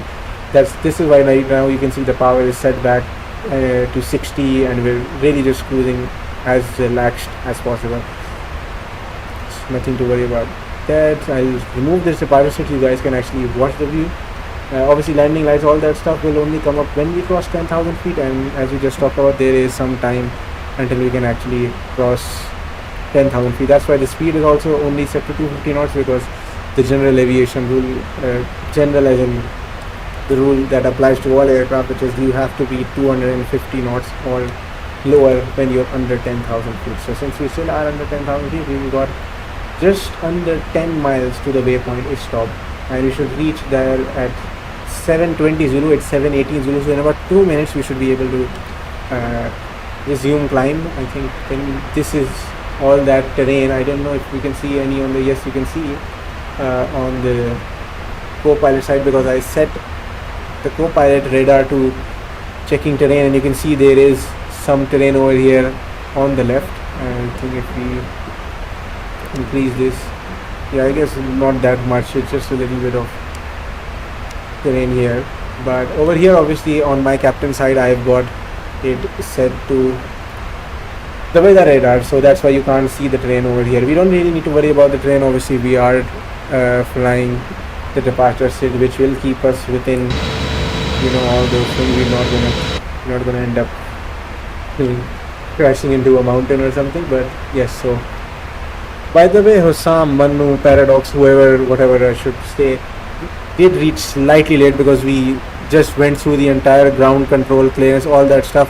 Yes, I'm reading chat, bro. I just couldn't be asked because you guys were just beautiful morning. It's always morning, just good morning to each other. But point being, we got our IFR clearance. Yes, you are a new subscriber, I know, definitely. But we got our ground clearance, all that stuff. Hassan was the ground controller at Islamabad, so, and hopefully if he's still online, he can also give us, he can switch to Karachi control, ground control, which would be great. But anyways, we are basically, a stop is 1 nautical mile away. Right now, by the way, we don't have any air traffic control online at the moment, so unfortunately we're on just Unicom frequency, and we are not expected to get any air traffic control online for the remainder of our flight until we land. So, and that's a bit unfortunate, but anyways, as you can see, as we were talking about, the fact is stop waypoint is crossed, and you can see the thrust is going back to toga power. We can see the aircraft has started climbing again. This is because in the departure SID we've crossed the waypoint that put us under that altitude restriction, which said we have to be 7,000 feet or below. Now we don't have to really follow that, so we're good on that. The next waypoint has this small thing which says you have to be 7,500 above. We're already 8,300, so we don't need to worry about that. These are all altitude restrictions to avoid terrain and all that stuff. The airport is all the way behind that terrain. You can see popping out of the clouds, or the fog, I should say the fog, because there is not much cloudy weather. We are real weather, of course. QNH, all that things we were setting are real weather, and I think we should set to standard, I think at 12,000 feet, if I'm correct. This is from the ATIS information that we listened to before taking off. I think transition altitude is 12,000 feet. Anyways, we've crossed 10,000 feet, so we're going to bring down. We'll turn off all the 3 landing lights, turn off the runway turn off lights, and you can see the aircraft is also no longer staying below the 250 knots speed restriction because we've crossed 10,000 feet, because it only applies when we're below 10,000 feet. Essen, thank you for confirming. So 14,000 feet is our transition. We'll do that. Does that have to happen relate to the new information? Because I think I'm only remembering the Bravo, or maybe it just is 14,000. Only 2 viewers. Honestly, this is much better than when I started. When for whatever reason the first 20 minutes of the live stream we had 0 viewers. I mean literally nobody. It was just SM messaging and stuff. But honestly, it's still better than anything. The average view duration for all of you guys is like 6 minutes, which is surprising. Like, I mean, honestly, awesome. Not gonna complain. 6 minutes. Everybody who came here spent at least, or on average, 6 minutes. That's great. Flaps up, gear up, landing lights. I should do the after takeoff checklist as well. So we can. That's just the landing gear flap. That is set. That was transition level. This is transition altitude. All right, Asim. Thank you for confirming. We can switch to standard, and it's one. I think we've got a couple people watching anyway. So after takeoff checklist, basically now everything is done. If I'm correct, there is nothing to do. So in terms of flipping switches, clicking buttons, we have nothing to do until we get close to our approach, when we're going to have to add our arrival star. By the way, if you do check the arrival star, it is the easiest arrival star in the history of arrival stars ever. I'll switch to flight plan, and you can see if you go in legs to the next page, all the way to Nawab Shah. Yes, it was 12,000. Yes, it's okay, nothing to worry about. Nawab Shah, it stops here. This is the NH. So the Nawab Shah waypoint, we have from there, we take the Nawab Shah 1 Charlie arrival star, and I'll show you guys on the screen as I was before with the departure switch. This is our arrival star, and this is extremely simple. We really just have to fly straight in and then just do a right turn at waypoint Makli, which is literally at the end. We're going to be at 4,000 feet there, and we're going to already start getting into the ILS for runway 25 left. That's the expected runway. You never know, because obviously today even we have our expected runway for takeoff was 10 right. We filed our flight plan based on runway 10 right. We logged on thinking we were going to take off on 10 right, and then once we log on, turns out that there's been a runway change at the airport, and we instead have to take off from runway 28 left, which is on the other end. So we had to thankfully Hassan amended the flight plan for us and gave us the clearance based on that flight plan, but we had to fly a different departure set, all that stuff. Most likely, however, Karachi does not have that many runway changes that often. So hopefully we should get runway 25 left, 25 right, and 07 left are that runway is closed. So that is going to be 25 left, or if wind conditions change, 07 right. 07 right, not likely at all. So yes, at the moment we are looking at Nawab Shah 1 Charlie arrival star all the way to runway 25 left. Now, here's the problem. We've taken off, we've done all our ATC communication, and now because we don't have ATC online right now, there's no Lahore FIR or Karachi FIR that is online. There is nothing to do pretty much right now. This guy only read YouTube. Yes, I am only okay, look, let's go. Actually, the thing is, I wanted to actually do the Twitch stream as well, but for whatever reason I've been logged out on my laptop, so I need to log in again. Actually, at that time I was busy talking with controllers, doing the pre-flight. Right now, since I don't have anything to do, I'll just actually do that. So what's my username again, and what's my password? Hold on, I'll add it in and log in so that I can actually read the chat as well. I'm not trying to be racist, don't worry. Not account recovery, brother, that password was incorrect. Okay, let's see, what was my Twitch password? I have it written down somewhere. Oh, it was, I used capital letter. I did not need to use capital letter. Okay, so that is set. Okay, so we are, by the way, as you can see, we're close to the index waypoint. But okay, I should check stream chat. What's happening in stream chat? Paradox Berserk is chatting. This streamer doesn't read. Yes, hi. Sorry. Okay, so I guess I'm going to be switching between both of them, which is going to kill these people. Your Twitch stream had 30 viewers. For real? Bro, it has 1 viewer. Please. There's nobody in the. Why did I even believe this guy for a second? Anyways, ignoring that, we have like 2 viewers on YouTube, but which team member is going to be 30? Anyways, we are basically reaching the index waypoint, and once we reach the index waypoint, we've basically reached the last waypoint in our departure SID, the standard instrument departure. Next up is now we're just going to be following our route. And you can see here, this was our departure SID. We did all those left turns, and another left turn, a right turn, a left turn, right turn, all those altitude restrictions, and now we're finally reached index. And now that we're index, we just got a straight flight plan, flying the Zulu, Zulu 306. I did like a Zulu and Juliet type of thing, and we're also getting quite some turbulence actually right now. And yes, back to what I was talking about here. We have, this is our arrival in our flight plan. You can see our route here at the end. Yeah, so we've done our departure, so we're flying right now towards Lahore. That is instead of flying straight from Islamabad to Karachi for Boeing 777 aircraft, we have a bit of a left turn all the way to, I don't remember which waypoint this is, and then we're going to do a right turn all the way to basically taking the Nawab Charlie arrival means no turns, straight in all the way to the Makli waypoint, which is just before the Saban waypoint, which is where you get your the ILS you establish on the localizer side. Yeah, on top in the overlay you can actually see how far along we're in this flight. You can see sorry, that purple line actually going forward very slowly, and you can see our speed. You can see our vertical speed where we've crossed 30,000 feet already, and we're going to reach our cruising altitude, which is flight level 380, which is 38,000 feet. So we're going to reach there, and then we're going to fly. Flight time, as discussed before, is around 1 hour 30 minutes. I'll set the range to a harder, longer thing. So you can see this right turn coming forward, which is at the Falsa waypoint. Falsa is still in about 45 or close to 50 miles. So in about 50 nautical miles, that's when we actually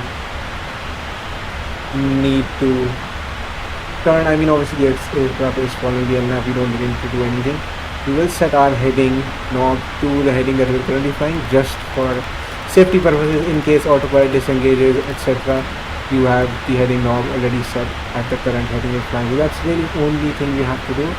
The descent checklist, all that stuff will happen just before our descent, and we haven't even added in our arrival star, which is the Nawab Charlie arrival star. I will add it at a more suitable time when we're close to the airport, just so we know the runway, the arrival star, all of that is set.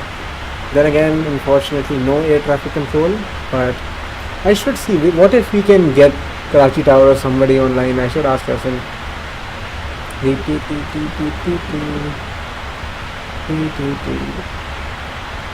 Anybody who can do tower?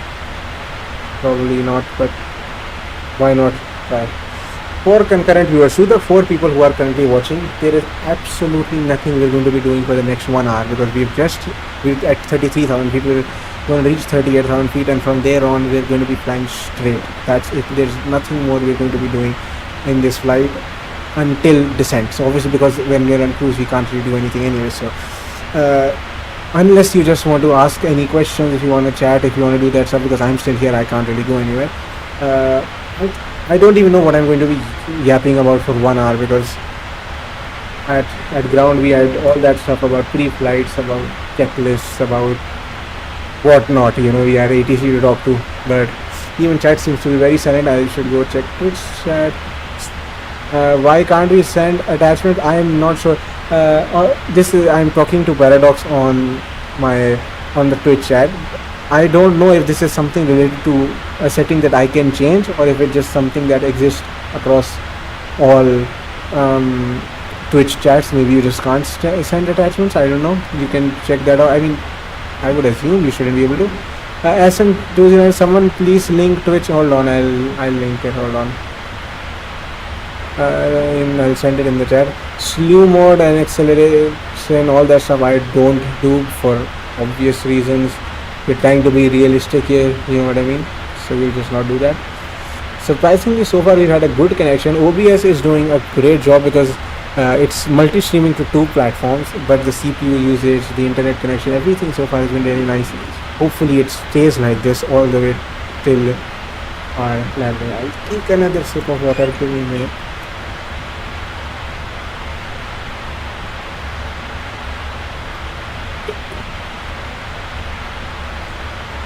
Right. Given how much I'm yapping, I do need to drink water every now and then, which is great. I mean, I'm glad I had a really full water bottle right next to me right now. I kind of planned for that because I was like, 1 hour 30 minute flight total would take like 3 hours if you take in pre-flight, all that stuff into account. So yeah, but then again, if you're here to watch me fly, there is nothing that I'm doing right now because we are close to cruise, 36,500 feet. We won't have anything to do until we're close to descent. That's when we start, arrival star and all that stuff. Paradox, thank you for. Okay, so now every 2 people are now in Twitch chat. I don't know. I don't know where you're getting all those emojis from. OMG, Twitch quality is so much better. Okay, I guess it is then. Obviously from my place we are getting exported the same thing. Is there a way to reduce the background auto? Do you mean audio of the plane air wind? That is not plane wind, that's actually engines. I can do that, but logically that. Oh, by the way, I just realized my Twitch stream chat is like completely like live, like I can talk with you guys in real time. It's external, and brother, I don't think I can help that. YT quality ender. Yeah, actually I'm quite surprised because I usually rarely, the last time I streamed on Twitch was like 2 years ago, and this stream is actually being multi-stream, so the exact same stream is on YouTube as well as Twitch.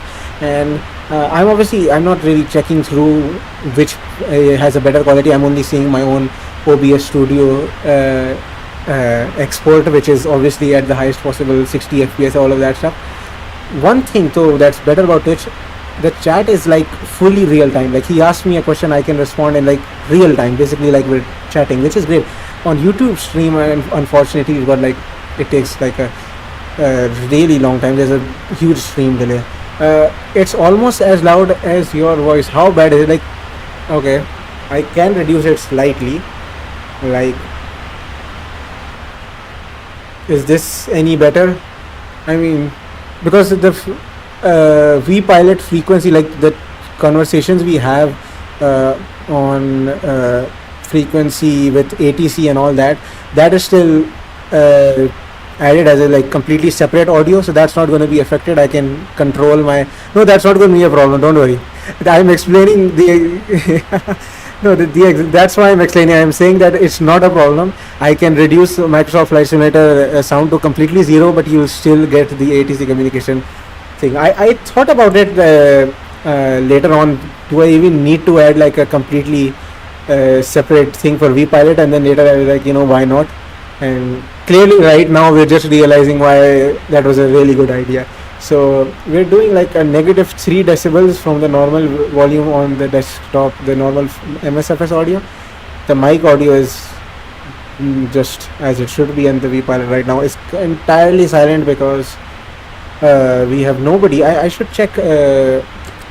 I'll actually just check Volanta, see if there's anybody over here. I don't think there is an aircraft, Patrick, on 40,000 feet, an A320 and 40,000 feet. Actually, to be fair, we're technically on 40,000 feet too if you take out the altimeter settings.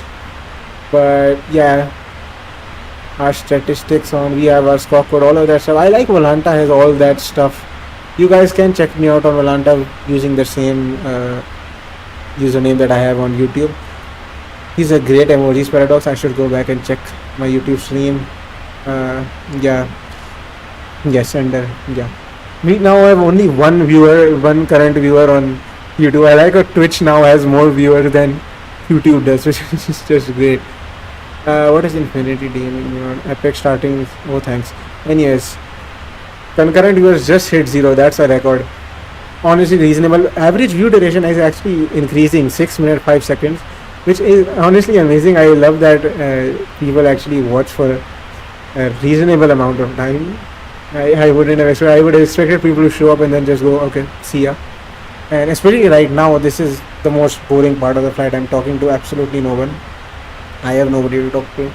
I mean, you guys. Yes, I do have you guys to talk to. But if everybody just left, I would be running out of yap content very soon. We've got a long time. I don't know how long we have. Like an hour. It's not painful right now because I think it's because I am a complete idiot. I always do somehow get something to talk about somehow from somewhere. Being completely quiet isn't that difficult, but still, you know, for the stream I need to constantly keep chatting even if nobody's watching. I mean, no, I guess I don't need to do that, but you never know if somebody is watching and you know there's only one person watching. You still got to keep entertaining them. And during the departure, arrival, all that stuff, I didn't really need to worry about it because we had stuff to do. But now we can do random stuff like turn on the landing lights while you're at cruising altitude, then turn them off. That's the best thing I can do. I should see is traffic TCAS should be on. Yes, please. Terrain setting over here, we are at 38,000 feet, so you can see the terrain. There's absolutely nothing. At the same time, the weather radar over here also shows nothing because I can see outside there's literally nothing. There's like almost no clouds. Should have prepared dad jokes for this part of the stream. Actually, you know what? Why not? Let's check Reddit. Because I've got my laptop beside me to make sure streams are going well, to check airport charts, all that stuff.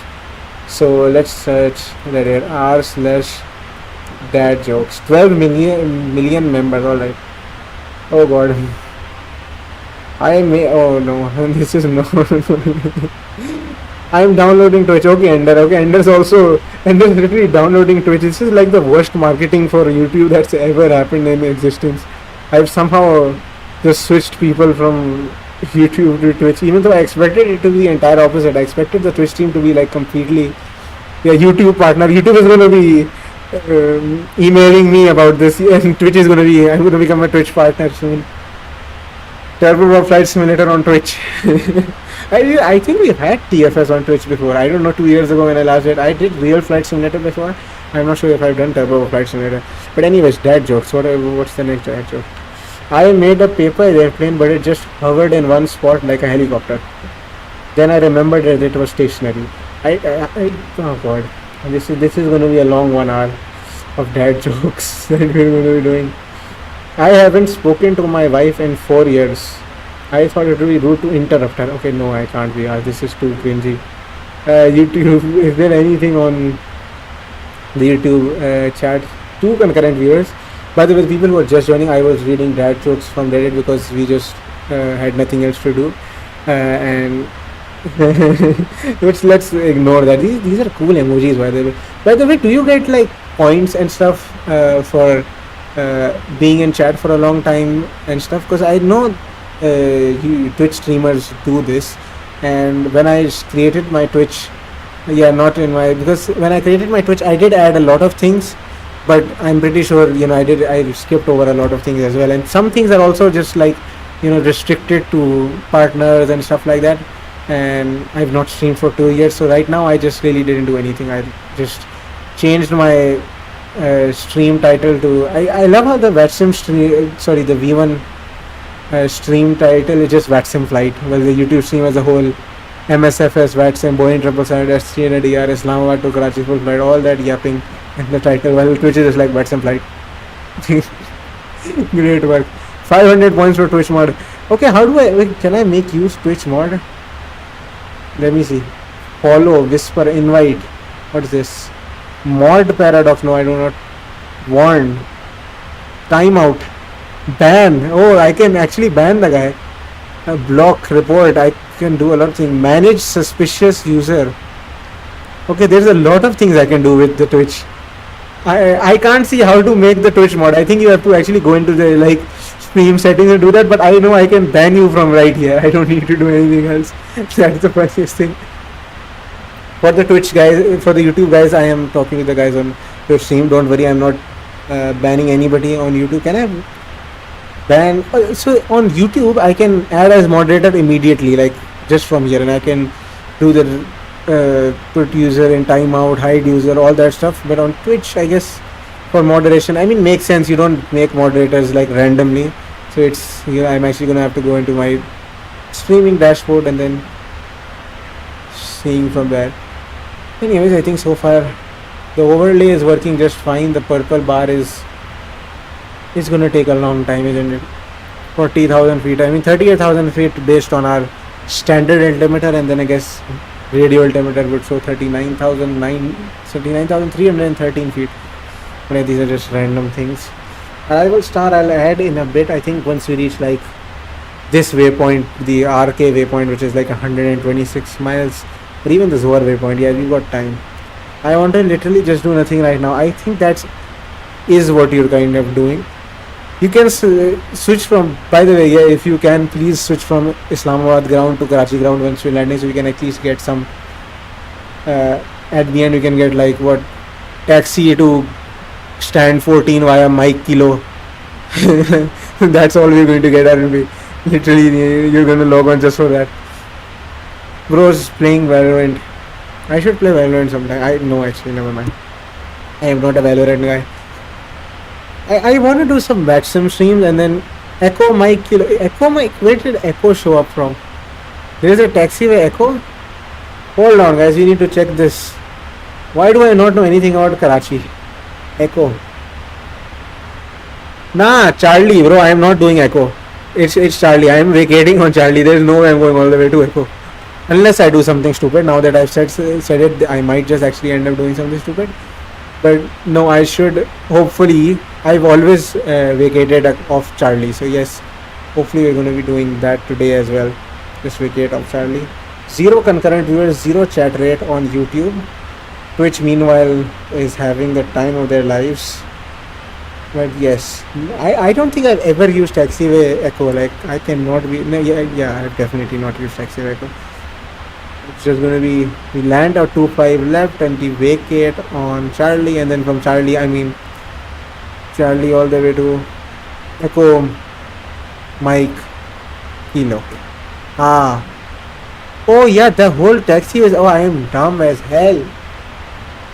I am dumb as hell. So Echo goes all the way from the holding point of 07, right, all the way to Mike. Okay, so we have Echo, Mike, and then Kilo. Right. Okay, now I get it. Now I get what bro's saying. Vacate on Charlie, go on, take a left turn on Echo taxi all the way to Mike, and then right turn on Mike, and then into Kilo, where we can go to, I don't know, stand 14. We can choose whichever stand we want to.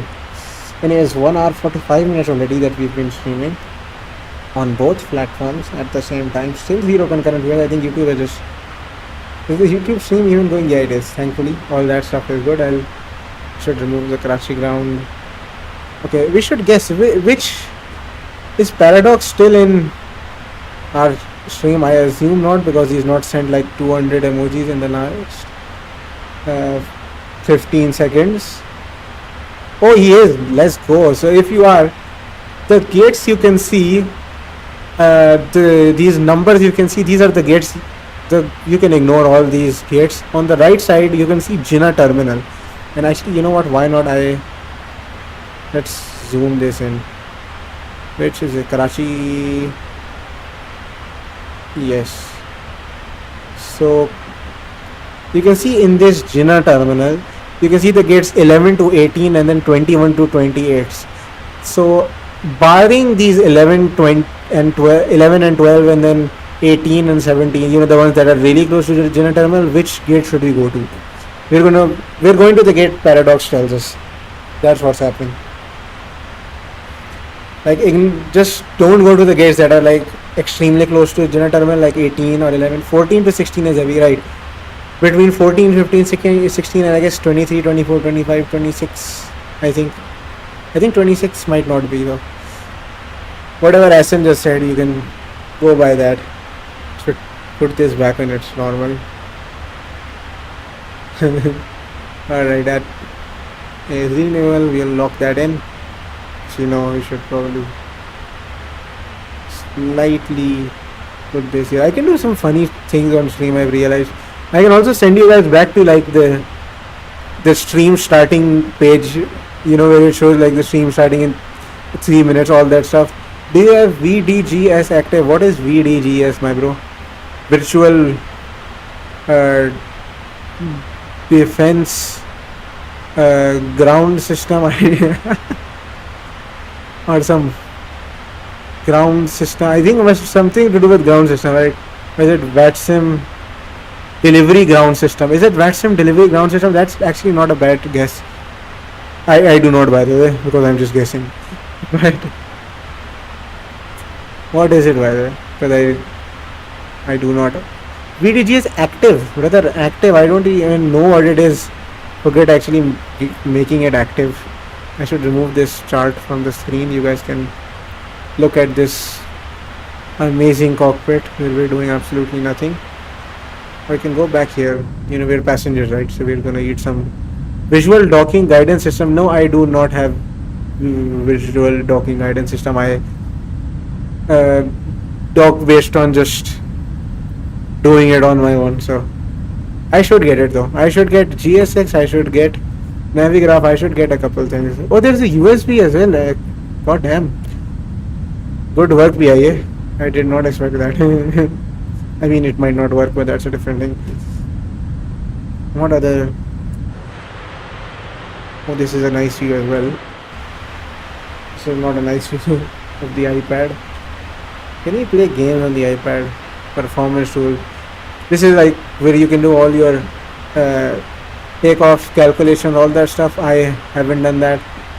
For realism, you should turn off IFE. I know you're not wrong actually.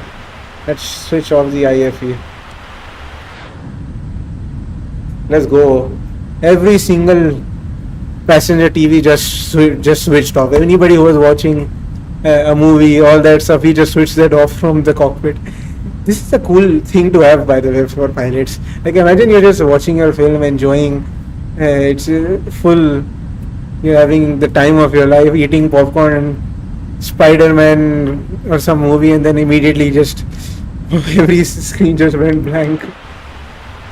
You can even see this boot up whole procedure. Like, this is pretty nice realism. Like, everything on just like a PMDG 777 where we're not even here to actually just sit as a passenger, we're actually here to fly it. 3.68 volts on the battery. These are very specific things. We can actually walk around, I think, as well. How do you walk around again?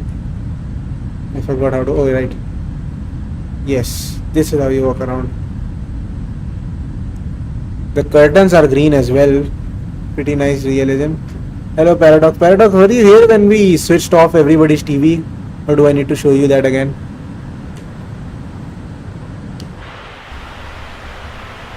Para, brother. You weren't? Okay, hold on. Over here in the cockpit, we can basically just turn this in-flight entertainment passenger seats switch off. So now when we're back here, every single passenger on the plane just had their televisions turned off. So everybody who was watching a movie, playing a game, having fun, everything's blank now. Really cool thing for the pilots to do, I know. I mean, then again, it is PIA, It is PIA. We'll turn that back on. It'll take some time for it to boot up all that stuff, so nothing to worry about. Anyways, 38,000 feet, Mach 0.834 speed.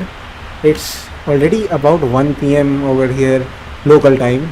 Local time was in where we're flying. We're flying over the Zambu waypoint. And we actually have a lot of time until descent, so we have to do a lot of stuff. I mean, we have to do nothing, but we got a lot of time. Yeah, I think spamming emojis. I think I'm gonna start spamming emojis or stuff.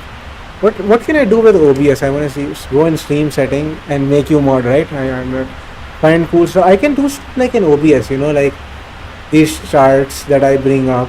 I can like move them around and bring other stuff. Let me see what else I can bring up. Let's see. This is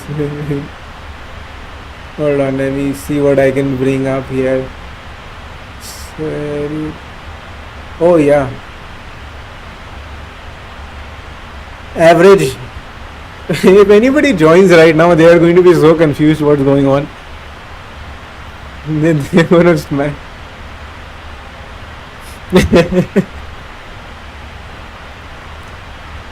Yeah, I don't know what I'm doing at this point. 4 viewer. Oh, there are 4. Where did the editor come from?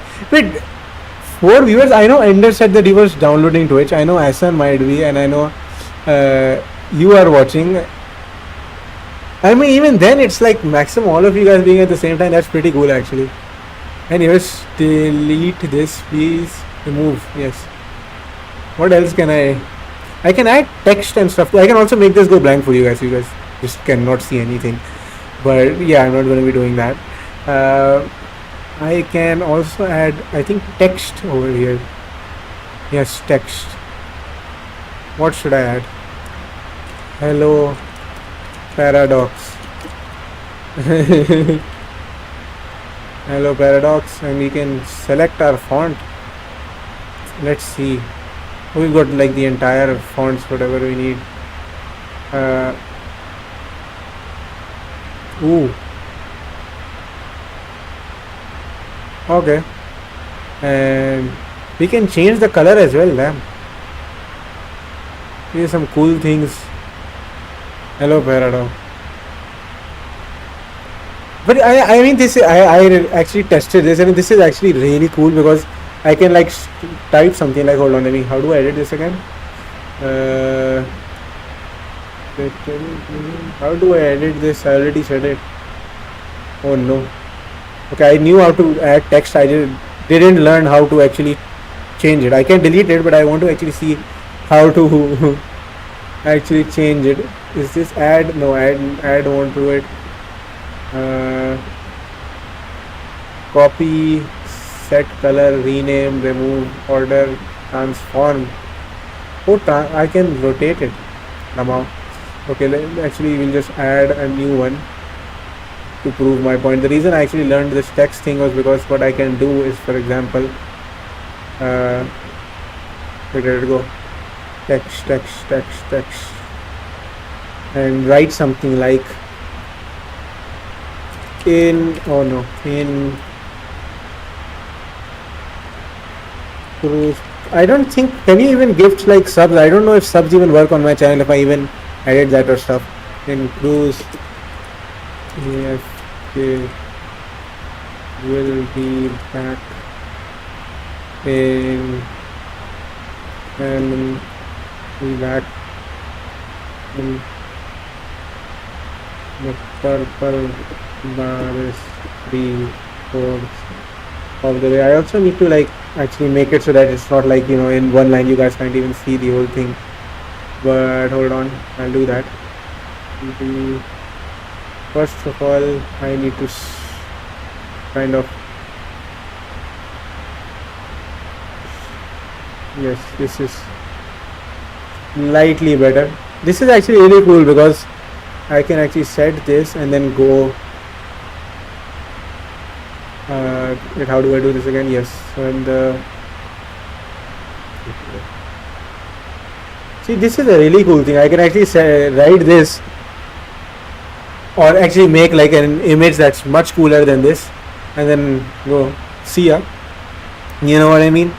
And you can see the purple bar when it reaches 3/4 of the way. This is actually really cool. I can mute my mic, I can go away, I can do whatever I need to do, and this also allows me to do long hauls as well, because as I said, yapping for 3 hours is going to be a whole mess.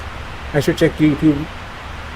Actually, I did this whole thing where I can actually combine the Twitch chat and the YouTube chat, because you know sometimes YouTubers actually do this. They have chat on their screen, and then when they're actually streaming across 2 platforms, what they do is they use this extension to have the Twitch and the YouTube stream together. So I actually learned how to do that, but then when it actually came to doing that, I was like I'm gonna have like 2 viewers. One of them is going to be chatting. What's the point in, you know, doing all that? Because it actually took a lot of time like to do it. and I wasn't going to put it on screen anyways. It was just to actually just watch it myself.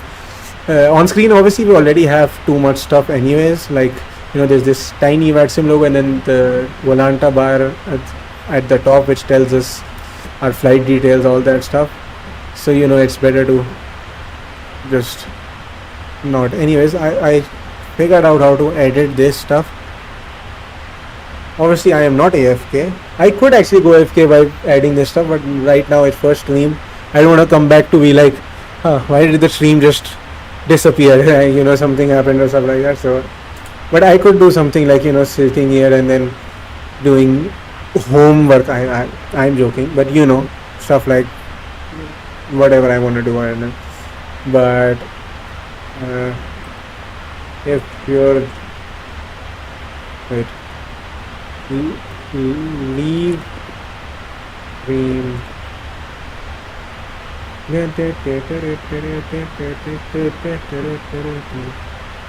I think this is I do not mean to offend anybody, please. You don't know what I'm doing, bro. Infinity Aviation. I'm starting to realize I'm running out of yapping content is running. Okay, who's leaving? It's Paradox or Shiryer. Okay, he's not leaving. I had one concurrent viewer on YouTube and then it turned to 0. So maybe your Twitch about me. I know. It says a lot of things. It's lying. Don't listen to it. It's a complete liar. Yesterday when I checked, it said I was 15 years old. Like, bro, I just that's me. Who's you, brother? Achha, oh, they're on YouTube. Oh, right. They concurrent viewers who left. Okay. Roger. We noted, sir. We'll keep that in mind next time I meet you at Nixon. Anyways, we have now reached 2 hours fully online streaming, and I did say it would take us like right around 3 hours, and given I think that's a pretty good assumption. Our ETA that Volanta says is 8:15 Zulu, and currently it's 7:59 Zulu.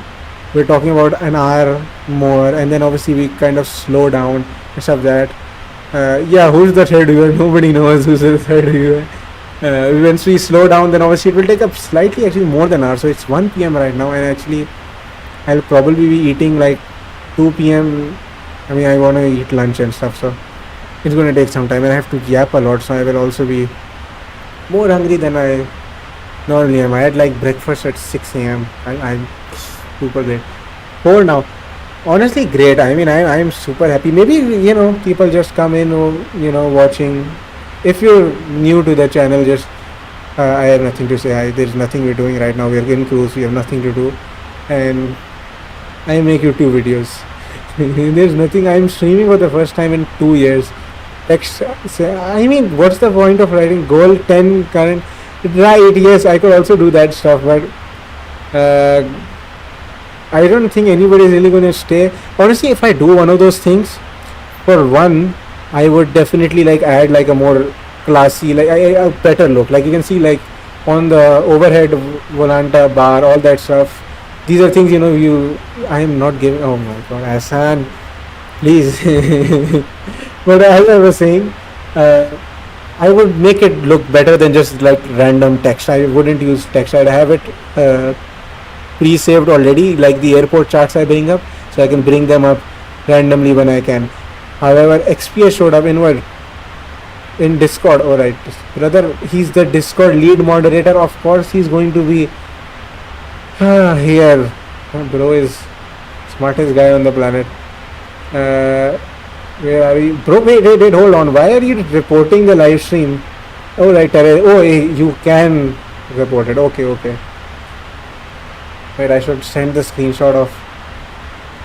Come and don't leave. Anyways,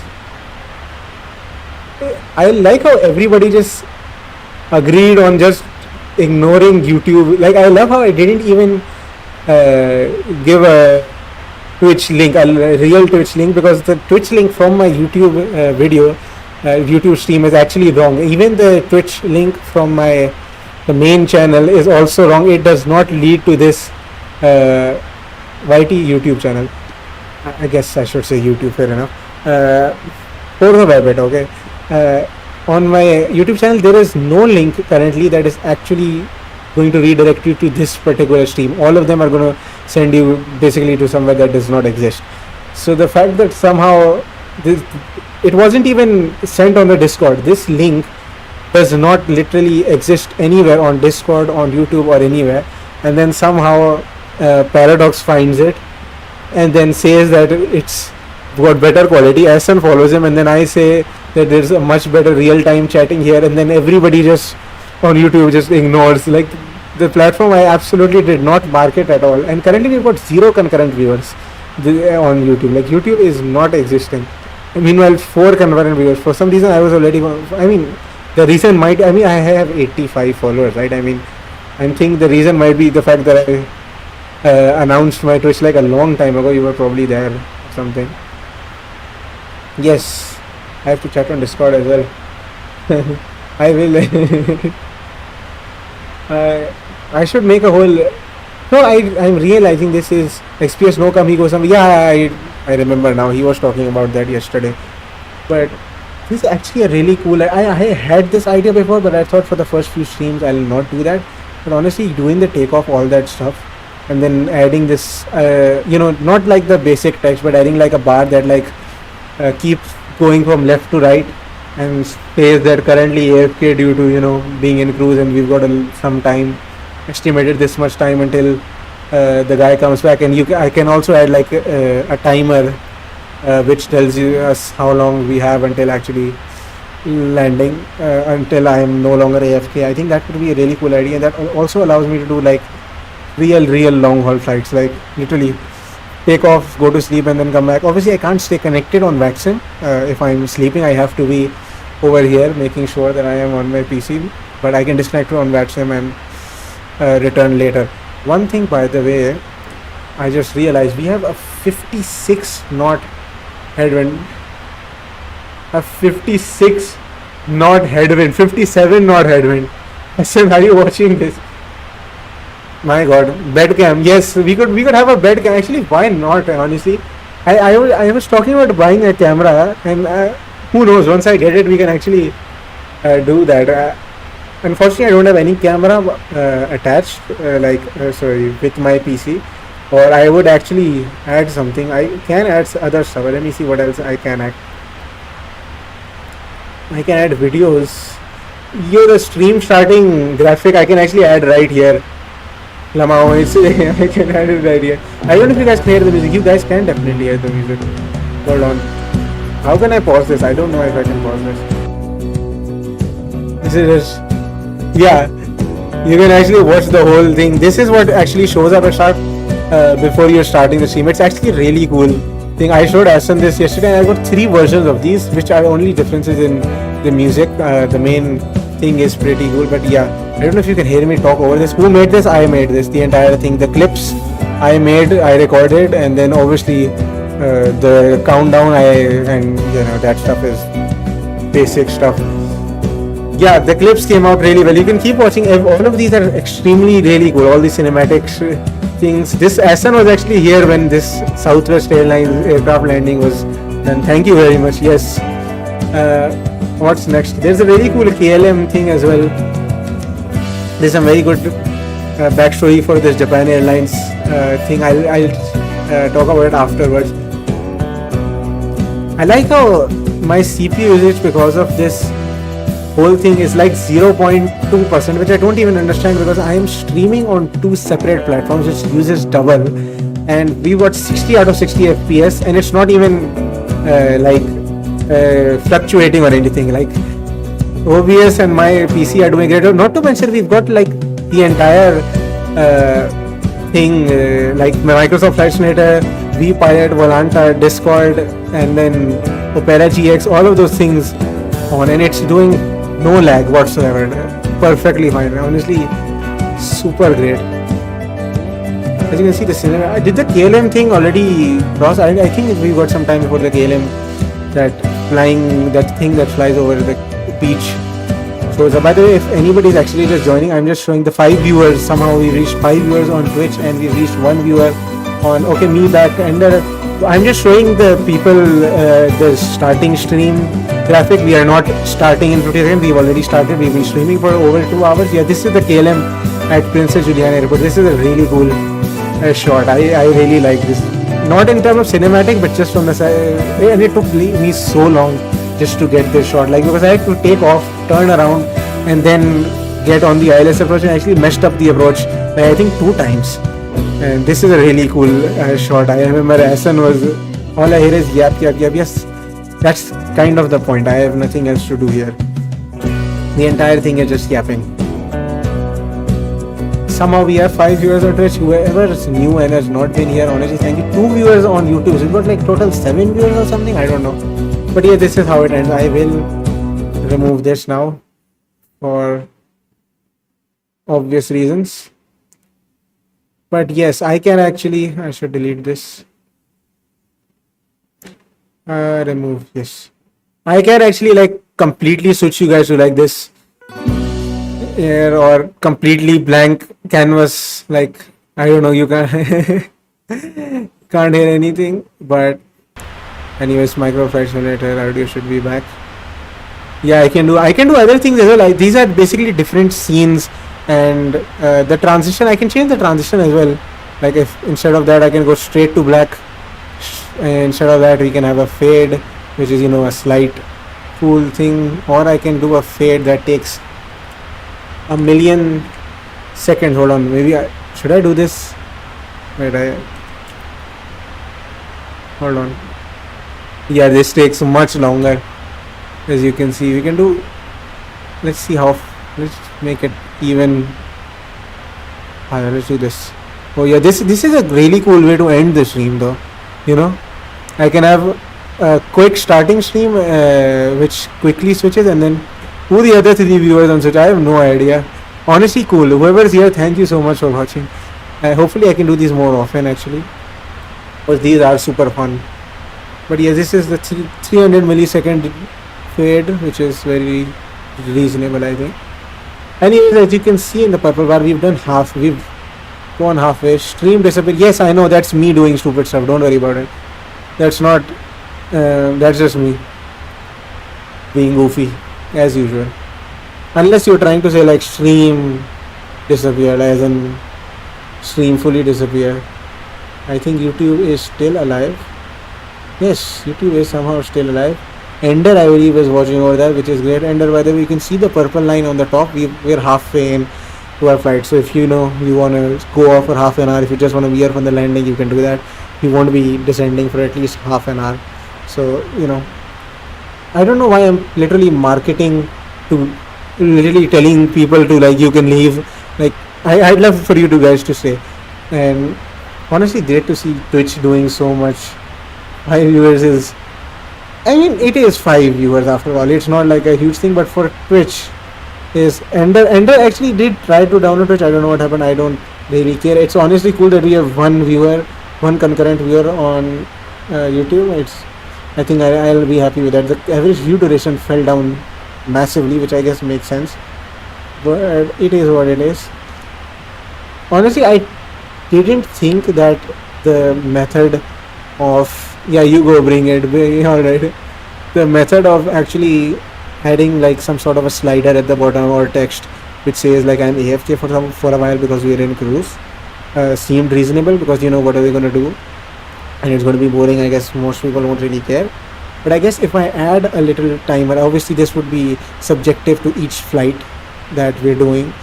But if I do add a timer for that particular flight in how much time we have until our, you know, arrival, our descent, or when I'll be back online, that seems like honestly a really good idea, because, you know, I can do other stuff. I can do longer flights. At the same time, I guess, you know, unless I'm no PewDiePie type of a guy who people are just gonna come to watch, listen to me. Right now I'm yapping. It's really just 2 of my friends who are really here watching. Main things happen during takeoff and landing, and I think it's better if I do that, so that I also won't be wasting time. And if I'm not wasting time, the other positive is I can do these streams more often, because let's say I get a whole 1 hour in the middle of the stream to do whatever I want. I can do anything doing that. So I think that seems like a great idea. Obviously, there's issues with flight sim. Twitch also has very good volume. When you say that, do you mean my general volume or my volume in comparison to the flight simulator volume and my mic? Because I've actually changed this recently. At the start, when we were doing our takeoff, all that stuff, I didn't. Twitch volume is higher. All right. Actually, the thing is the desktop. Okay, both. All right, because I don't know, like the video audio quality, all that stuff might be better. The main thing I did right now, not right now, but it's been some time, but like when I reached cruise, was I turned down the Microsoft Flight Simulator volume slightly, so like that wind or the engine noise isn't, that high when I'm talking. Mic audio is all set. This is obviously something I'm doing from OBS. I'm not doing this from Twitch, so that applies to both platforms. I should check what's going on in the Twitch stream. Yes, Paradox trying to get Ender come to Twitch is so much better. If I had a larger fan following, I would be able to actually get both of those platforms really working. But honestly, it's nice because Twitch is actually really cool in these things. They give you, like, I don't know, points and stuff. Not points, but like you can, if you stream for a particular time, you can apply for, I don't know, partnership and stuff. I mean, to be fair, partnership I think requires all the other stuff, like you need to reach a certain amount of average viewers, all that stuff.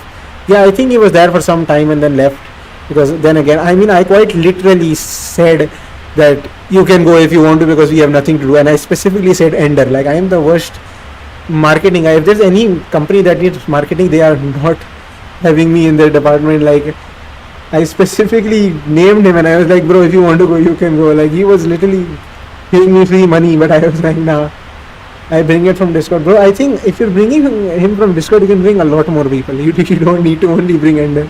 There are a lot more people. Because I didn't even ping everyone, by the way. Like, the ping, oh my god, we've got 6 viewers now. Paradox, I'm not joking, we genuinely have 6 viewers on the stream. If anybody's, honestly great, I mean, whoever is new, whoever might not even know my channel, and just showed up, we are in cruise right now. We are not doing anything. We will descend in what could be, I think, 40 minutes or something. We've got some time. Yeah, a lot of time. What's our next waypoint? RK, right? We've reached, I said when we reached RK, we're gonna add the arrival star, and the viewers just dropped to 4.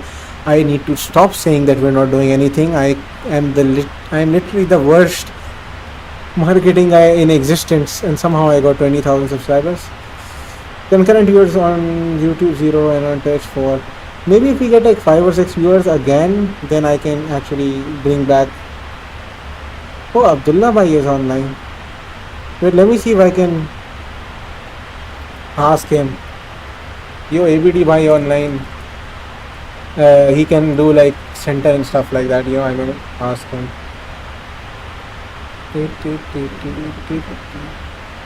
Okay. Let me DM him and see if you. Yo, sir.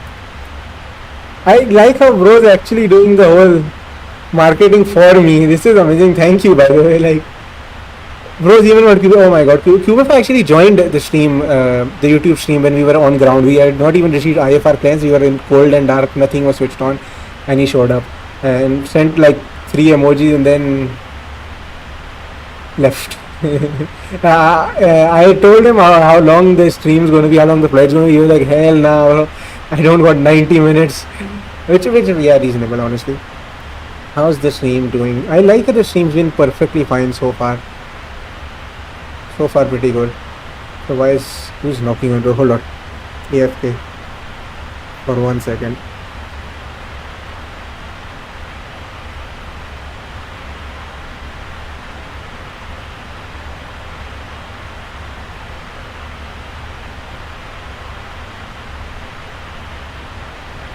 Anyways, back.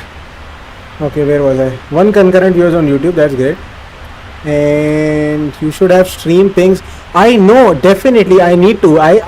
the thing is, I really just didn't care about the marketing for this stream. I don't know if you realized, the only good thing about this stream is the stream itself and the thumbnail. Like the content, yes, but when it comes to marketing, I don't think I did any sort of huge talk about the fact that I'm actually doing this. Even on Instagram, I put like a half-hearted message saying like it's in 12 hours or something like that. And even on in Discord, there was no ping. I didn't even do it manually. Normally for streams, I do it manually. I'll add a bot for that, but right now I was just doing vibing. He is busy. Okay. Anyways, so I guess ground control for Karachi is the only thing we will get.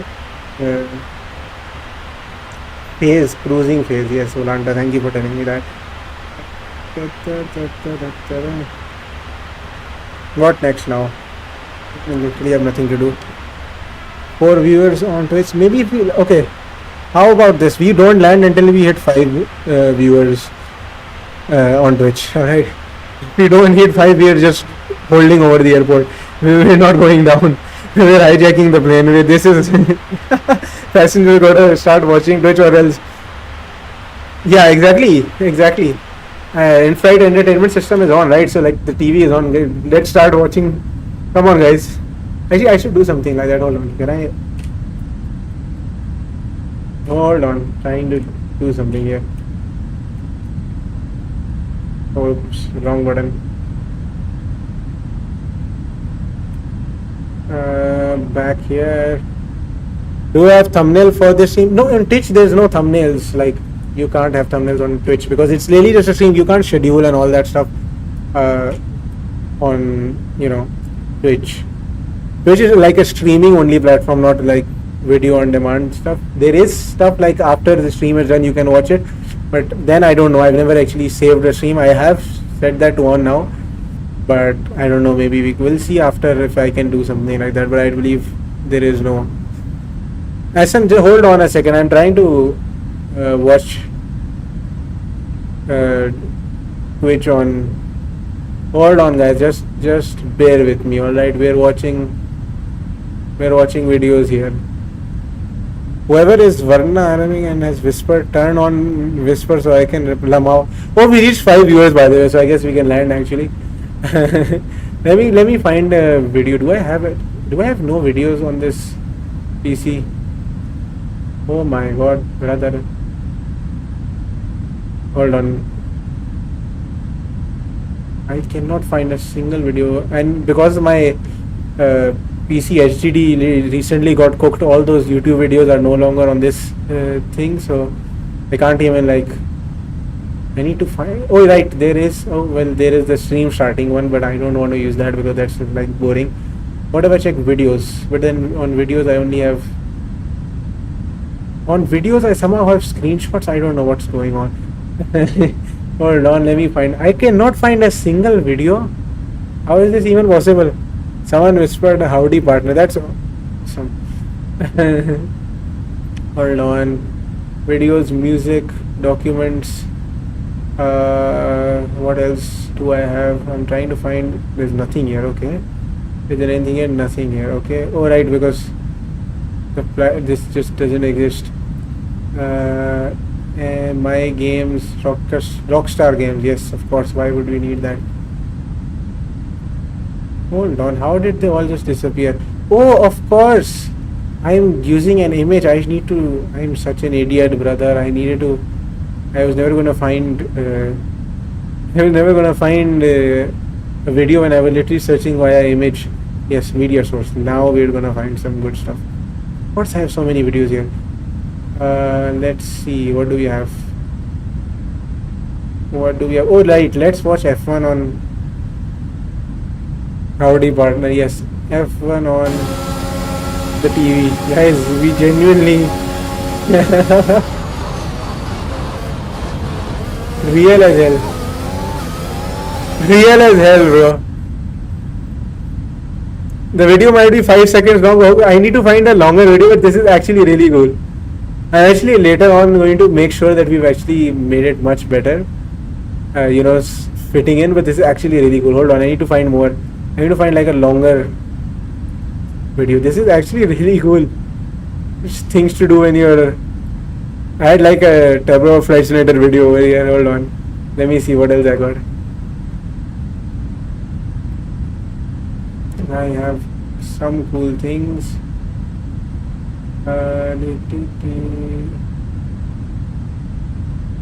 Let's see.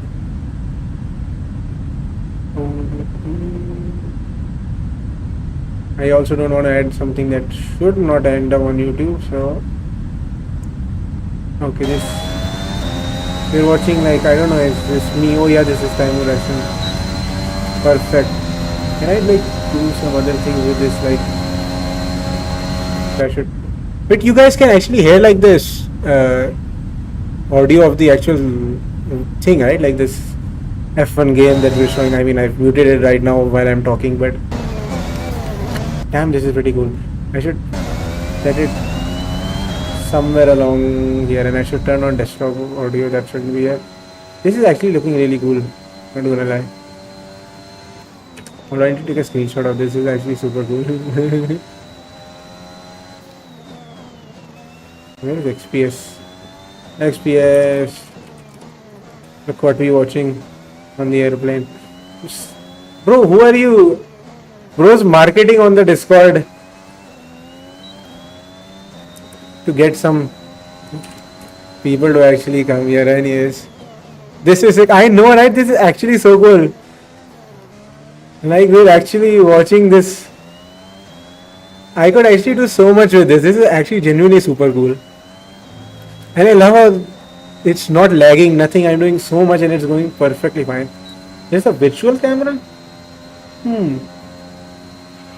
So far, our fastest lap is a 1:14. Okay, no, we're not doing that. I mean, no, we can't actually. Damn, this is cool. And we can also like loop it, like instead of like, you know, like when it goes off, like when it ends, instead of it ending, going off, we can actually loop it, which would be really cool. Like, add some funny video and then just loop it when we're at like 40,000 feet. And this is actually seriously cool. And instead, why not add something which has like the actual, like our real flight time, where we are, all that stuff. Yeah, actually really cool. Anyways, where are we? We are really close to Nawabshah. We should at our arrival star. We are at 4 viewers now. One. Okay, Asan just sent this is sick on both on Twitch and YouTube live stream. Very nice. And yes, we did hit 5 viewers before. Check the ATIS, information of Karachi. Oh, you're online. That's really cool. OPKC ATIS 126.7. Okay, so as we can see, okay, all of these things, the audios that I messed with are good right now. Okay, let's check to Karachi, and Karachi is 126.7 on the ATIS and 121.6 on Karachi ground. So let's go to what we had, 126.7. Honestly, I'm so far from the airport, I don't know if I'm even going to get like reasonable. It's going to be really goofy, but it is what it is. 126.7, and the MSFS 80 is also going to be messing me. Don't worry, bro, I'll reimburse you the cash, and I'll remove 1k from him. Don't worry. Cross type on first contact. Notices to airmen. Runway 25 right 0 FEVENL closed. Okay. Heavy bird activity reported around aerodrome. All arrival and departure traffic to exit high CTN. Acknowledge information Charlie. Advise on initial contact. You have information Charlie. Okay, so information Charlie. What was the last thing you just said? Like advise or something like that? This is OPKC Airport. This is information Charlie. At time 0800 Zulu. Expect ILS approach runway 25 left. Right, 25 left it is. 270 at 6. Visibility 6 kilometers. 3000 status. Temperature 33. 2.22. Altimeter 1008. Transition altitude 3000 feet. Transition level 050. Advise aircraft type on first contact. Notices to airmen. Runway 25 right 0 FEVENL closed. Heavy bird activity reported around aerodrome. Okay, heavy bird All activity. arrival and departure traffic to exit high CTN. Acknowledge. Extra high, what? Listen, brother, you're the guy who's doing the ATIS. Can you tell me what he means? I didn't hear that. I don't understand what he's saying when he says extra high. something along those lines. CT and caution. Okay, all right. Birds and all that stuff. Okay, so now we need to add our arrival star. It's been some time. Departure arrival, we just confirmed we have ILS Zulu 25 left. So we're going to check the Nawabshah 1 Charlie arrival star and we go ILS Zulu 25 left. Transition waypoint in Karachi is just one waypoint, it is Sabin. So we don't need to choose, we don't need to look at our charts. We're just going to click Sabin. We're going to click execute. Now you can see we have the rest of this routing actually done. So if I zoom out a bit, you can see the whole thing and we'll actually compare it. You can see in legs there is a slight route discontinuity. Yeah, that's not a problem. That's literally alright, we're good. So 5 viewers, very cool on Twitch and 0 viewers on YouTube, also reasonable. I am fine with that. Still 5 constantly we've had quite a good viewers, so it's honestly really cool. One thing, did XPS reply? Okay, hold on, I need to talk on Discord for a second. Anyways, okay, Kent had some problem with, I think, Twitch thing. Yeah, okay, there is a supervisor online. Okay, sir, thank you for the information. I was not going to do anything stupid, but good to know. Anyways, we go back to 122 decimal. Okay, we were already on 122 decimal. I'm such an idiot, of course. No, I'm on 122 decimal 8. And expect no delay. Yeah, I don't think you can. Oh, alright, okay, Roger. So one thing we can see here on the front screen is this T/D, which is our top of descent. Top of descent means this is when we start descending. So it's like about 20 nautical miles. When we reach 20 nautical miles, it's going to start descending. And where we're going to descend, we can check in our airport chart. So we can bring up our Karachi Nawabshah 1 Charlie arrival star, and which is from there. You can see 2 lines from the top and then from the right. So the top line, top diagonal line, it says NH1C as well. That's the line we're going to be following. We're going to be on 214 degrees, which we already are, I believe. 216, yeah, we're 214 practically. And then we're going to go all the way to Makli, which is 4,000 feet. So we're basically going to set this all the way down to our altitude setting for Sabin. We'll set that 3,000. You can see the terrain. It's actually showing some terrain over here, down here. Not a lot, but it is what it is. We will set this down to 3,000. And basically 3,000. On Makli we reach 4,000, and then from there we go turn right onto Sabin, and that's when we are established or on the localizer. YouTube quality better. Okay, bro is going to make everybody alright. Alright, good to know. I like what if we just start doing this thing like go on Twitch, go YouTube quality better, and everybody just converts to YouTube, and then we go on YouTube, do the same thing. This does not feel like 1080p. Maybe, yeah, I don't know. It might be a Twitch thing. Alright, top of descent we are close to, so we'll go and do our descent checklist as well. We just talked about the approach, all that. Recall is checked. Nothing to worry about. Recall notes we don't have to worry about. Auto brake will be set to 3 for today. We're going to be gate on taxi, which I'll be handling. Landing data, approach briefing. We're basically in the midst of our approach briefing. Landing data I'll add in a bit. So as I was saying, if we look at this thing, our arrival chart, which I've kept up, of course, you can see we turn here and we go to Makli, the waypoint Makli, and I could zoom into this actually. Why not? I didn't plan on zooming in, but why not? So we go from Nawabshah 1 Charlie all the way down here to the waypoint Makli, and we should be at 4,000 feet at waypoint Makli. We do a right turn towards the waypoint Sabin, and we should be at 3,000 feet at a maximum 230 knots. We will not be that far, but we reach that point, and then we should establish on the localizer. Oh my god, I got one arrival ASN. Congratulations for that. And the departure, congratulations. We're actually going to have Karachi airport being slightly busy, unlike our departure airport. Islamabad was absolutely dead. Anyways, we should be very close to our, as you can see, we basically just have from Nawabshah onwards straight in and then a right turn. So we'll just confirm this with our arrival star as this, what we have here as well. You see we're really close to our top of descent, pretty much almost here. We'll set this back here How far are we? 1 nautical miles. We are starting a descent right here. It's already the descent profile is just coming in. The moment it reaches the center, we're going to start descending. There we go. So we are officially in our descent mode from 38,000 feet, and because we do not have air traffic control, this is just going to be a straight in approach. I mean, without any ATC clearances to request descent, and further we don't need clearance to descend. We're just going on our own because there is no ATC. We are on Unicom. I won't, because it is completely like empty over here. I'm not going to be really discussing like starting descent. I will give call outs when we're close to the runway. Right now it's just nothing, and we'll get ATC of course, thankfully, when we're on the ground at Karachi. So right now I think a little bit of speed brakes, I think we don't really need them. Yeah, we're fine. Descent checker is done. We'll go and check the landing data. VPilot, who's messaging us?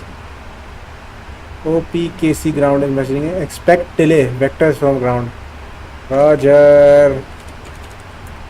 I mean, honestly, anything but.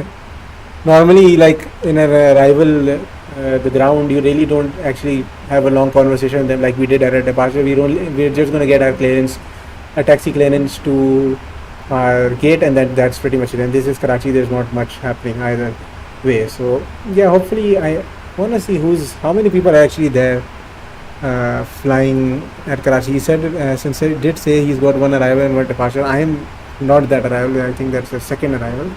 Passing 35,000 feet right now.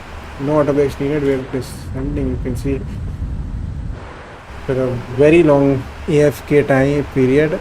And so one guy just arrived from Islamabad. So he was really close to us, was he? I mean, I don't remember seeing him. I guess he took off like a long time before us. Might have been a really long time. Pakistan 623. It was also a 777-300ER. And the departure that is happening is another 777-300ER, and that is going to Dubai, Emirates 601. So one arrival, one departure, and then obviously Pakistan 301, that is us. We're at our descent. We've still got some time before we land. We've got quite a bit of time. And we will just start our descent. We have nothing much to do. We are at 216 heading, and we're gonna, once we reach Nawab Shah, this waypoint, we're gonna do a little left, 2 degrees to the left, to 214, and we're gonna be basically doing that the entire way down until we've reached the waypoint Makki. That's obviously when we're trying to establish on the localizer, all that stuff, we are really close to landing there. So nothing there to worry about. Approach briefing is done. We've talked about our arrival star. We've talked about everything. So approach briefing is done. We'll add in the landing data. 140 knots is the VRF speed. We'll add 5 knots. Just for wind changes and all that stuff. So 145 knots will be our landing speed at flaps 30. Go back to the leg space. We still got time. We've got after now. After we got 90 nautical miles to Makli, and then we're basically just landing. Hopefully at Makli we're going to be like flaps 5, flaps 15, stuff like that. And another thing, I've already listened to ATIS information. I hope they do not change. As in, honestly, if we do Barrow 300. What do you mean by 300? Do you mean like in inches? No, that it's 1008, right? The altimeter setting. Yeah, please. By the way, if you do the ATIS information Q1008, yeah, 1008.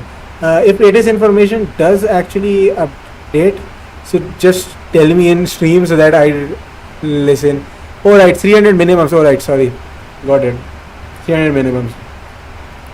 I think that's in our chart as well. I don't think the screenshot I have of the chart actually has this. Where is it? Arrival. This is our ILS. Yeah, I think not in here, but yes, 300 is the minimums. This is our ILS for runway 25 left. We've already confirmed with the ATIS information that we will be landing through the ILS Zulu 25 left. We're on the Nawab Shah 1 Charlie arrival star, and then from there on, as you saw, we're going to Makli and then right to Sabin, and then Sabin waypoint, when we do establish on the localizer, as you can see here, we go straight in into runway 25 left. Yes. That's an entire approach briefing done. We are descending. We're at 28,000 feet now. We've got good amount of time, and Nawabshah is 3.8 nautical miles away. Let's hit that. We're going to do a nice little bit of a 8 days delta is now current. All right, so we're going to have to switch to that in a bit. I believe I already have that here. 126.7, and I will listen to it. 3000 scattered.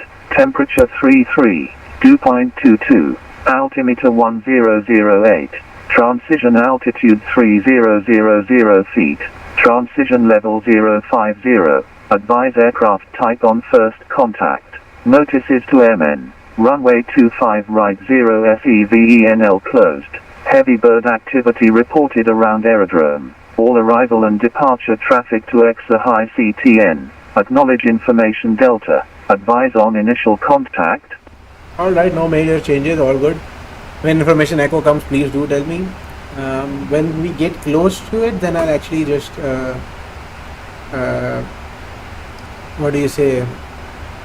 switch my standby frequency to ground frequency, so once we land I can immediately switch that. Obviously we will be on Unicom all the way into landing, and I am pretty sure we do not have any ATC in.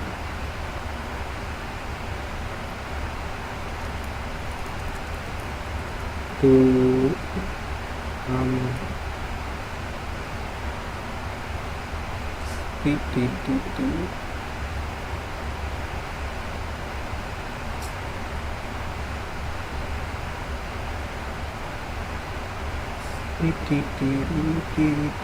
hold on, I'm actually chatting with one guy.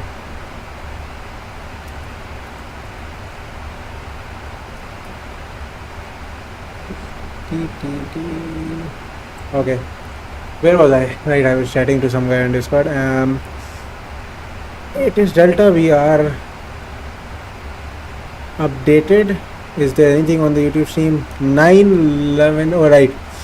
He is here on the YouTube stream. By the way, Paradox, I don't know if you're seeing, he's on the YouTube stream, not on the Twitch stream. I mean, same thing, I guess you could say. But yes. Anyways, for those who might have just showed up, this is our arrival star. We are taking in Nawabshah 1 Charlie. Very simple arrival star, and then we're going to have the ILS for runway 25 left. What's our altitude right now? 24,000, crossing 24,000. And we got 77 miles until Makri. We've got time. We have got time. Still a long time.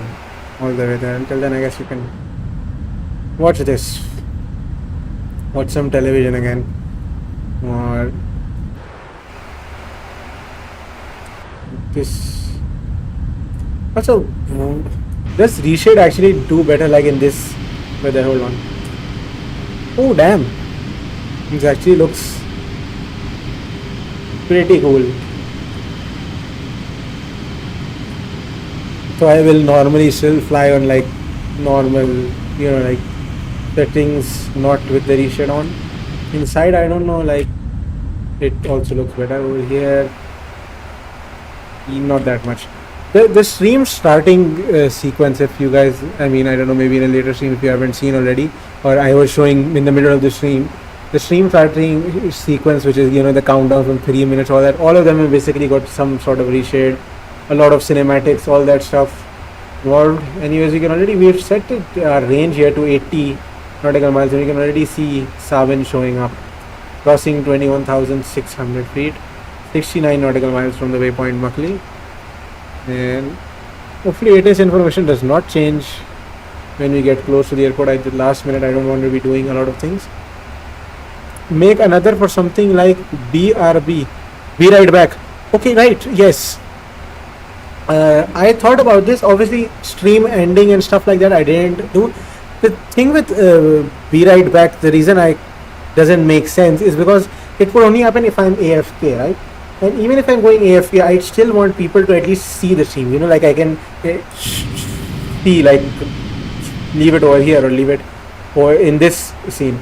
Instead of like making a whole cinematic, what I would rather do is make like some sort of a slider, like in news channels you have this slider going from left to right or right to left at the bottom of the screen, some sort of a slider that says like I'm AFK for the time being. And also, I think what I would like to do would add like a timer which shows how long until I'm actually going to be back. So obviously, when I'm flying on VATSIM, not VATSIM, I would disconnect if I'm not online there, or if I'm AFK. But normally, if I'm flying, obviously I have this time set, like I have before 30 minutes before descent or stuff like that. I can set a timer. Obviously, that would mean being subjective, making it subjective to every flight. I can't use the same one for every flight, but that's really not a problem. But it helps because some guy might show up and see I'm AFK and think maybe I'm going to be here while I might not just show up for the next 2 hours, and he's wasted a lot of time. Or somebody show up 1 minute before I'm about to come back online, and then they're like, oh, who knows how long he's going to take, and they don't actually stay for any longer. So yeah, I mean, of course, the purple bar at the top of the screen helps a lot in this case, and I could use that to my advantage as well. But yes, most likely I will probably. I realized, obviously this was the first stream, so I didn't want to do something like that. I just wanted to be here the entire time, and given how well this has turned out, like the Twitch and YouTube streams, no lag whatsoever, the overlay working perfectly fine, and the stream starting thing, everything has been really good. So hopes are up that I can continue to do this in the near future, and especially if I can do that thing where I can have some sort of a slider or something that tells the people I'm AFK. That gives me a huge, like a lot of time.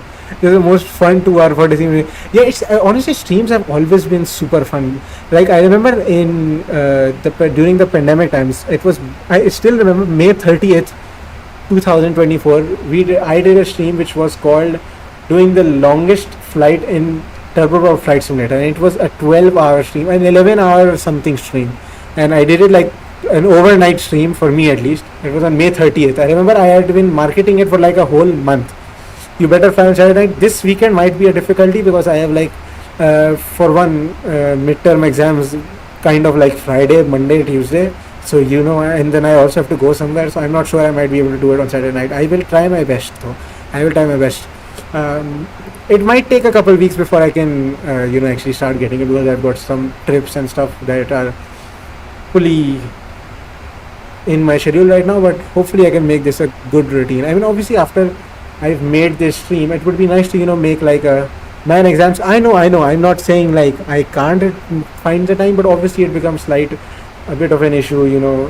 Just I'll try my best if I can. Thing about once the stream is done, obviously I would also want to edit this out into smaller portions, like 10-minute portions of like a clip, not a clip, but so that I can upload it as a stream highlight, like a 10-minute video of the whole takeoff, pre-flight, whatever we did, all the important things. If maybe in flight something funny happens, etc. But now that could be, that can happen if I'm going to university every day. I can find time to edit that stuff in the bus and stuff like that.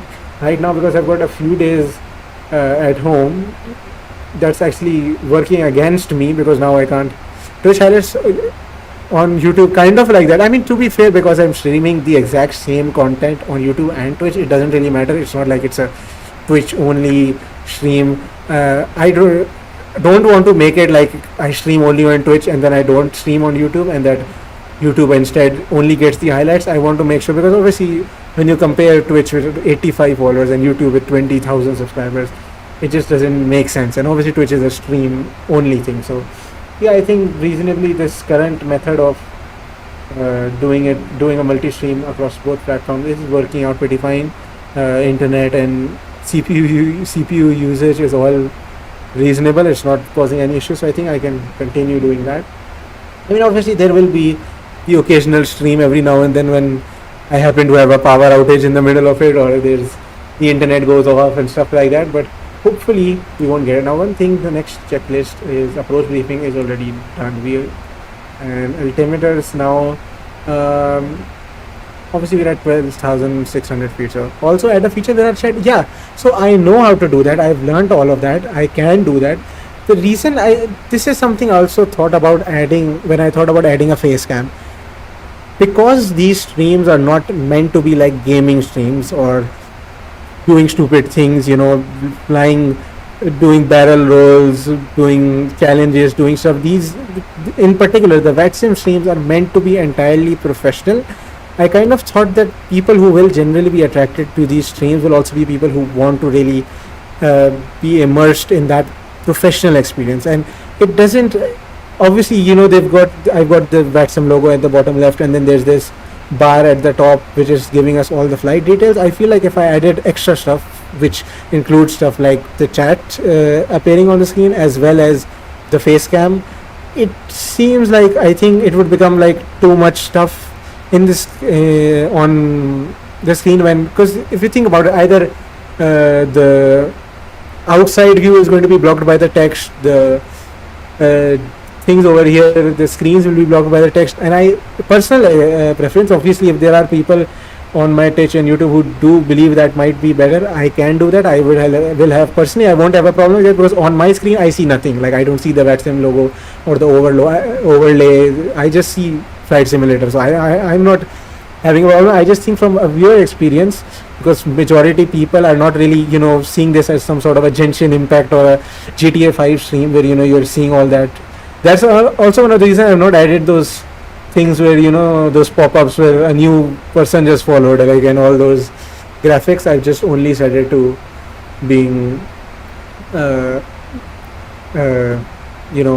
just the basics, the flight details. But then again, personal preference, I've done that for the time being. Obviously, if later on I could try that. Obviously, I've got multiple streams, so it's not like there's only one or two. This is not like a major thing I'm doing. Maybe later on, if I can test, maybe one time I can do a stream with the chat stuff, one time I can do it with face cam. I will still need to wait for the camera to show up, but who knows. Face cam I don't think would make sense on the VATSIM stream. I think it would make sense when you're playing GTA 5, Minecraft, those streams it makes sense, but on VATSIM it just, or even if I'm doing Microsoft Flight Simulator but it's like goofy stuff, like Turbo Flight Simulator type of content, then it makes sense. But anyways, 9,300 we're crossing, so landing lights are going to come on, runway turn off lights are going to come on, and we're also going to turn on the taxi lights.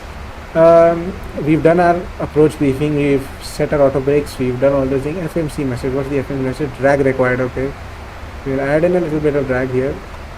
Drag is basically smaller, so you can check here. There are some first time chat, best viewers on. Okay, Salam alaikum. I can pin this message, brother. No, anything but pin. No, I do not want to pin. Bro, I can ban everybody except for this. How do I? What happened to moderation, bro? I will literally say, oh right, this I think I can do it like this. Okay, honestly, I can't be asked. I've got a plane to land. It is what it is. We've got speed brakes extended. I need to go make sure we don't go too slow, please. Yes, throttle is also coming up.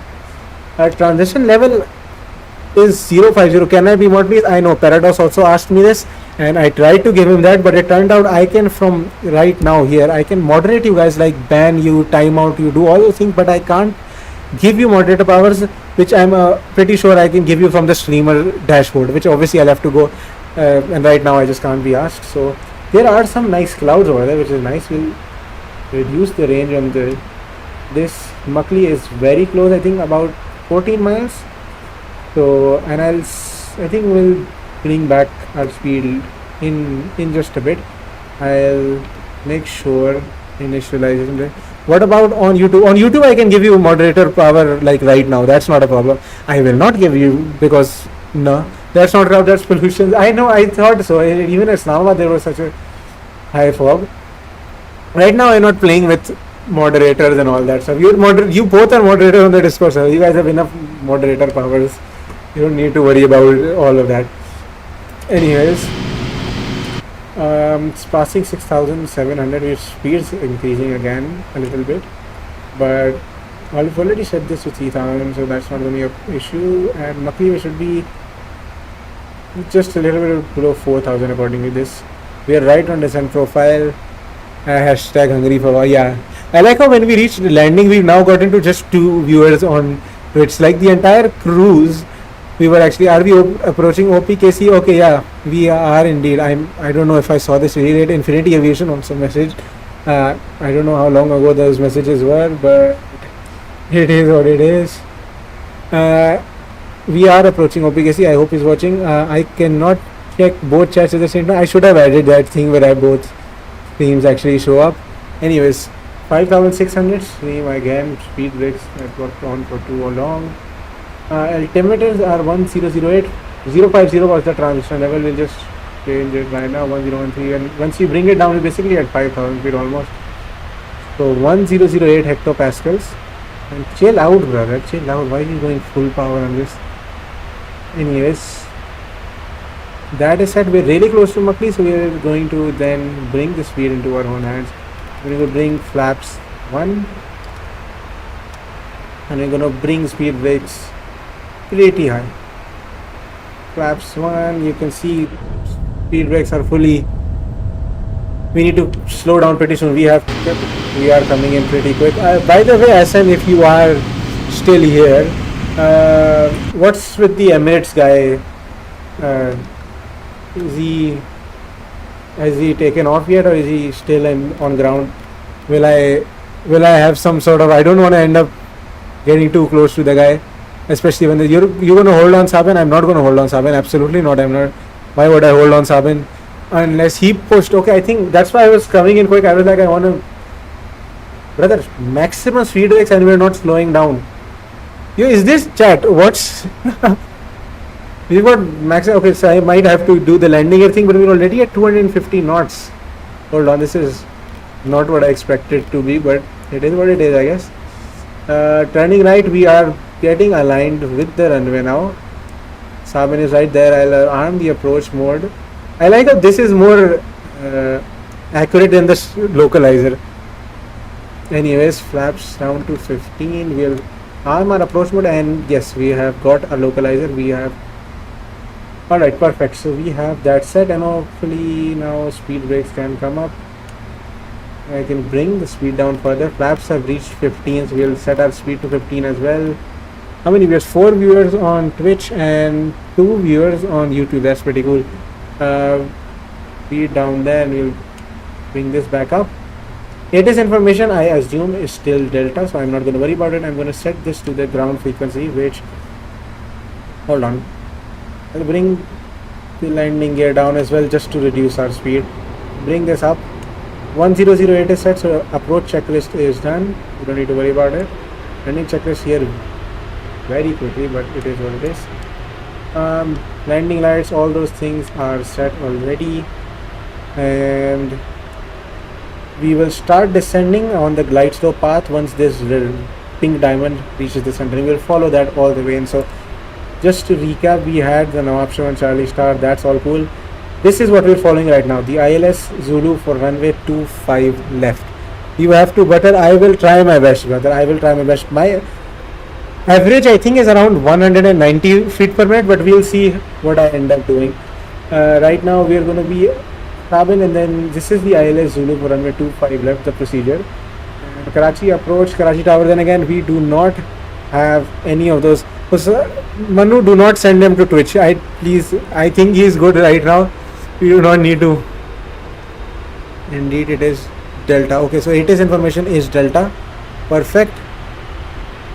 Brother, if you're switching, we're about to land. Just make sure you don't end up missing the landing. This will bring. I'll take off the ILS. Okay.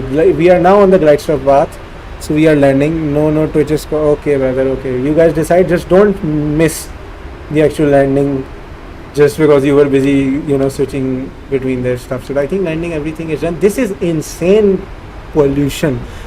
Well done, Karachi. I could look outside the window and see the same thing. So it is what it is. We'll set this to initialization reference 139. We'll do 144 actually. Again, 5 knots extra. We are now on the glide slope path. Flaps to 20, and we'll set this to plan. No. Alright. Approach mode is set. We are passing 2200 on radio altimeter. We're basically passing 2000. This is usually when I disconnect autopilot, but hold on, I haven't. I'm gonna bring flaps down to 30, and then we're going to complete our landing checklist. and then continue our landing. By the way, SM, if you can, wherever you are, tell me, say again, no, this dude is not going to be in our way, right? This Emirates guy. What am I saying? OPKC ground, by the way, is 121.6, while B 121.6. I'll advise him on handoff. Tell me when you're doing the handoff, by the way, so I know, like, if he's there. Honestly, how far are we? We're ILS, we're basically there, short final, you could say. I will give out precautionary call out on Unicom frequency. Karachi traffic, Pakistan 301 is on final for ILS runway 25 left. Sure, ILS, who cares? Okay, so speed down to 144. Flaps to 30. Bring a little bit of. Nope, should not have. And yeah, landing checklist. All things are set. This is pretty late, and then we're going to disconnect the autopilot. Now, I know some people might know I have a problem with my yoke, but hopefully we just don't have to go through that right now today. We have no visibility. I am following the ILS. 1000. The pollution is crazy today, but a lot of fog, a lot of pollution, all that stuff. Not clouds, no turbulence, not real turbulence, really just low visibility. I can see the approach lights on 25 left, I can see on 25 right as well now, and I think runway lights will just start getting into view. He's gonna hold short now. Yeah, it's good. I think Emirates guy should hold short. Hopefully he does hold short. I do not want to execute a go around. I need to make sure that, I need to make sure there is no traffic on the runway. I think he is holding short there. So we've got like viewers on Twitch and the Emirates guy watching. Okay, yeah, my glide slope. I know I should. Slide slow. Slide Yes, slow. traffic, 601 Okay, yeah, incoming traffic. Slow. Okay, thank you, sir. He just said he is holding short for me. That's great. My yoke is not helping in this situation, but it is what it is. He's okay. We're good. Pretty 100. stabilized. Pretty stabilized. 50. 30. 20. 10.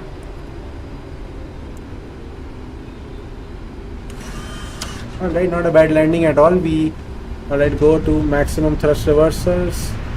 Auto brakes are already slowing us down. And yeah, I'll check on Volanta what our FPM was on landing. But this is taxi with Delta. I will be vacating on Charlie. Okay. Okay, so we are vacating. I think I'll inform Unicom as well. Traffic, 601 lining up on the first. So he is lining up as well. By the way, Moise, don't worry, I'll check the FPM after this. Once I vacate, I'll send out a call out there and on ground frequency as well. We had a reasonable landing, honestly. Auto brakes off, landing lights all off. Strobe lights will be turned off when we're vacating across Charlie, and I should show. This is what we're seeing. Charlie is that taxiway. I think this is a better one. Yeah, Charlie over to the left, and then on Echo, and then forward. Okay. Speed up, there's traffic behind you. I know that's exactly what I'm doing. I am 25 knots, and then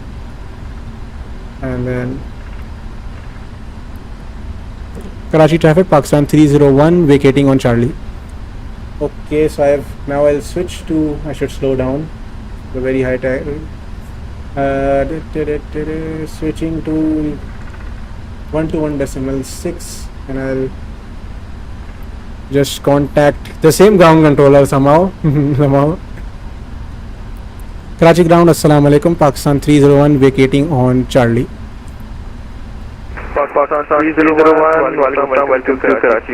Taxi to 14 via Echo Mike. Okay. taxi gate 14 via Echo Mike, Pakistan 301. Okay, so Echo Mike is our. I did a really quick turn here, but what's happened now? We can watch that Emirates guy take off, by the way, and while he gets into his rollout, we'll switch on the APU, turn off the strobe lights.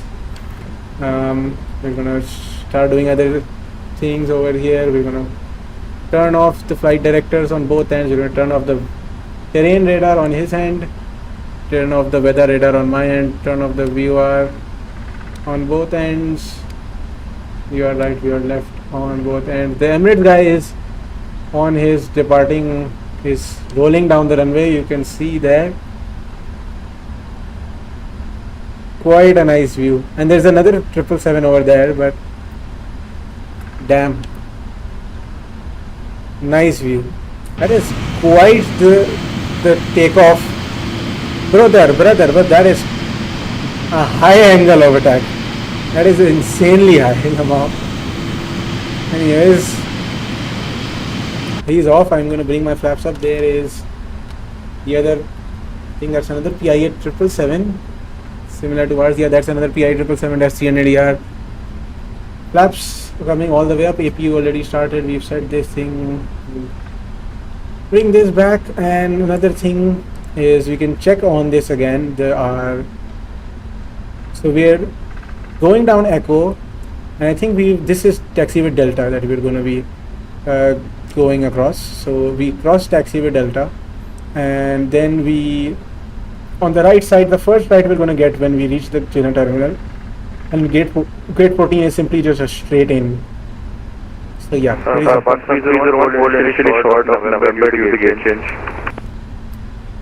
hold short of November, Pakistan 301. Okay, so ATC is gonna make us hold short of 2 of November.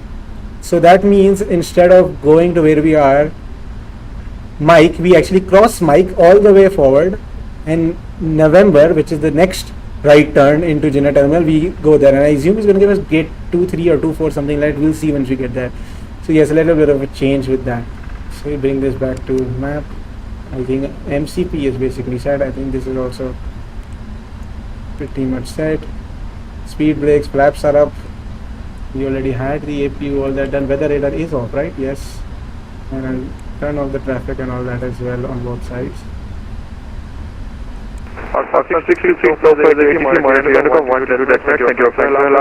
Right. I'll keep it okay, so this is taxi with Mike. I'm not turning here because he just asked us to change. He said go to taxi with hold on November. So we're actually going to go forward and probably for November.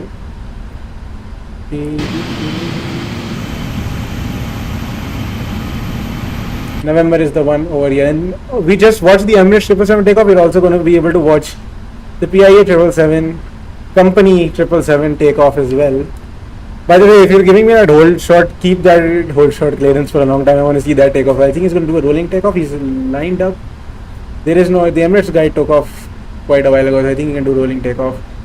I wonder if he will. I think he is. Yep. Okay, this is where I have to turn, and I'm going to I need to watch this well.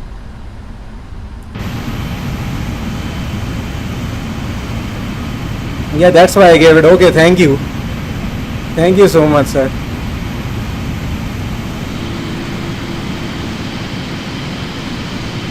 My god, the visibility is low as hell today. This so this is the same PIA 777 that landed before me from Dubai, and now the guy is going to Dubai now, and the Emirates one that just took off is also went to Dubai. Anyways, taxi clearance please, sir.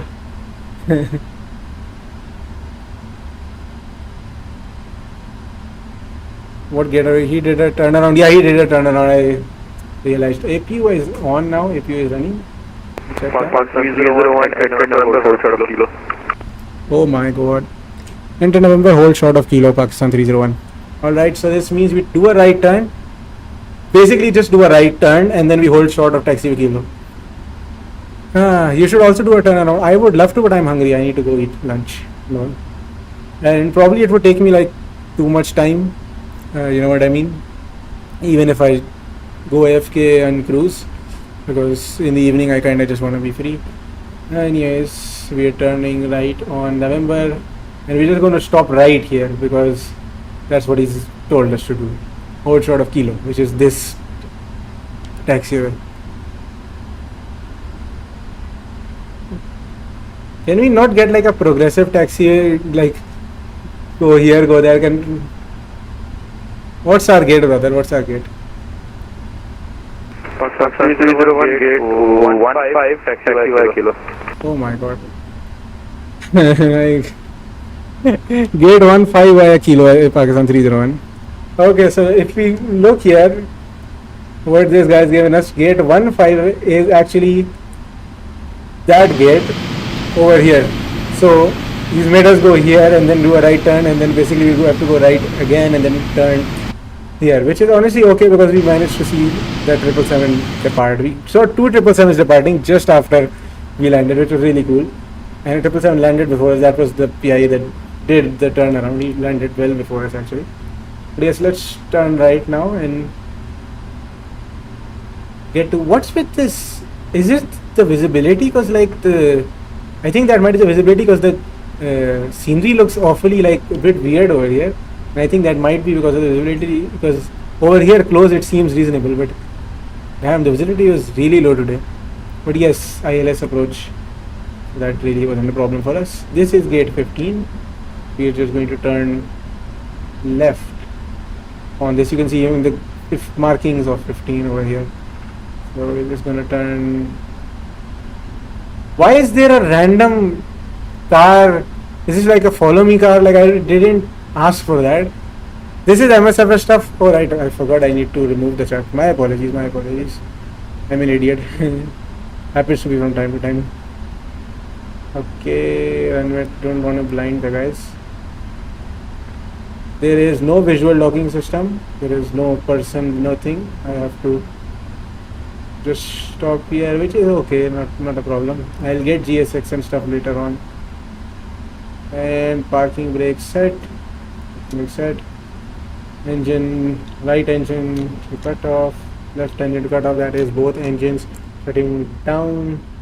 Let's see, increase the MSFS volume for you guys because now the engines are shutting down. The APU is what we're running on. That car went away at least. Peak viewership now. Literally when we quite literally didn't need. The FPM was minus 193. Wait, hold on. I actually need to check from Volanta like what it was actually. 206. Reasonable. It is what it is. Better than Assan's landings. Anyways, engine is shut down. We'll get to shutting this thing down. The adhero, in-flight attendant, passenger seats, cabin utility, all that stuff. Emergency lights to off, window heat obviously off. Hydraulics, we'll bring them off. Passenger seatbelt signs as well, and all that stuff. Fuel pumps, obviously the left front fuel pump stays on for the APU, and all these lights can come off as well.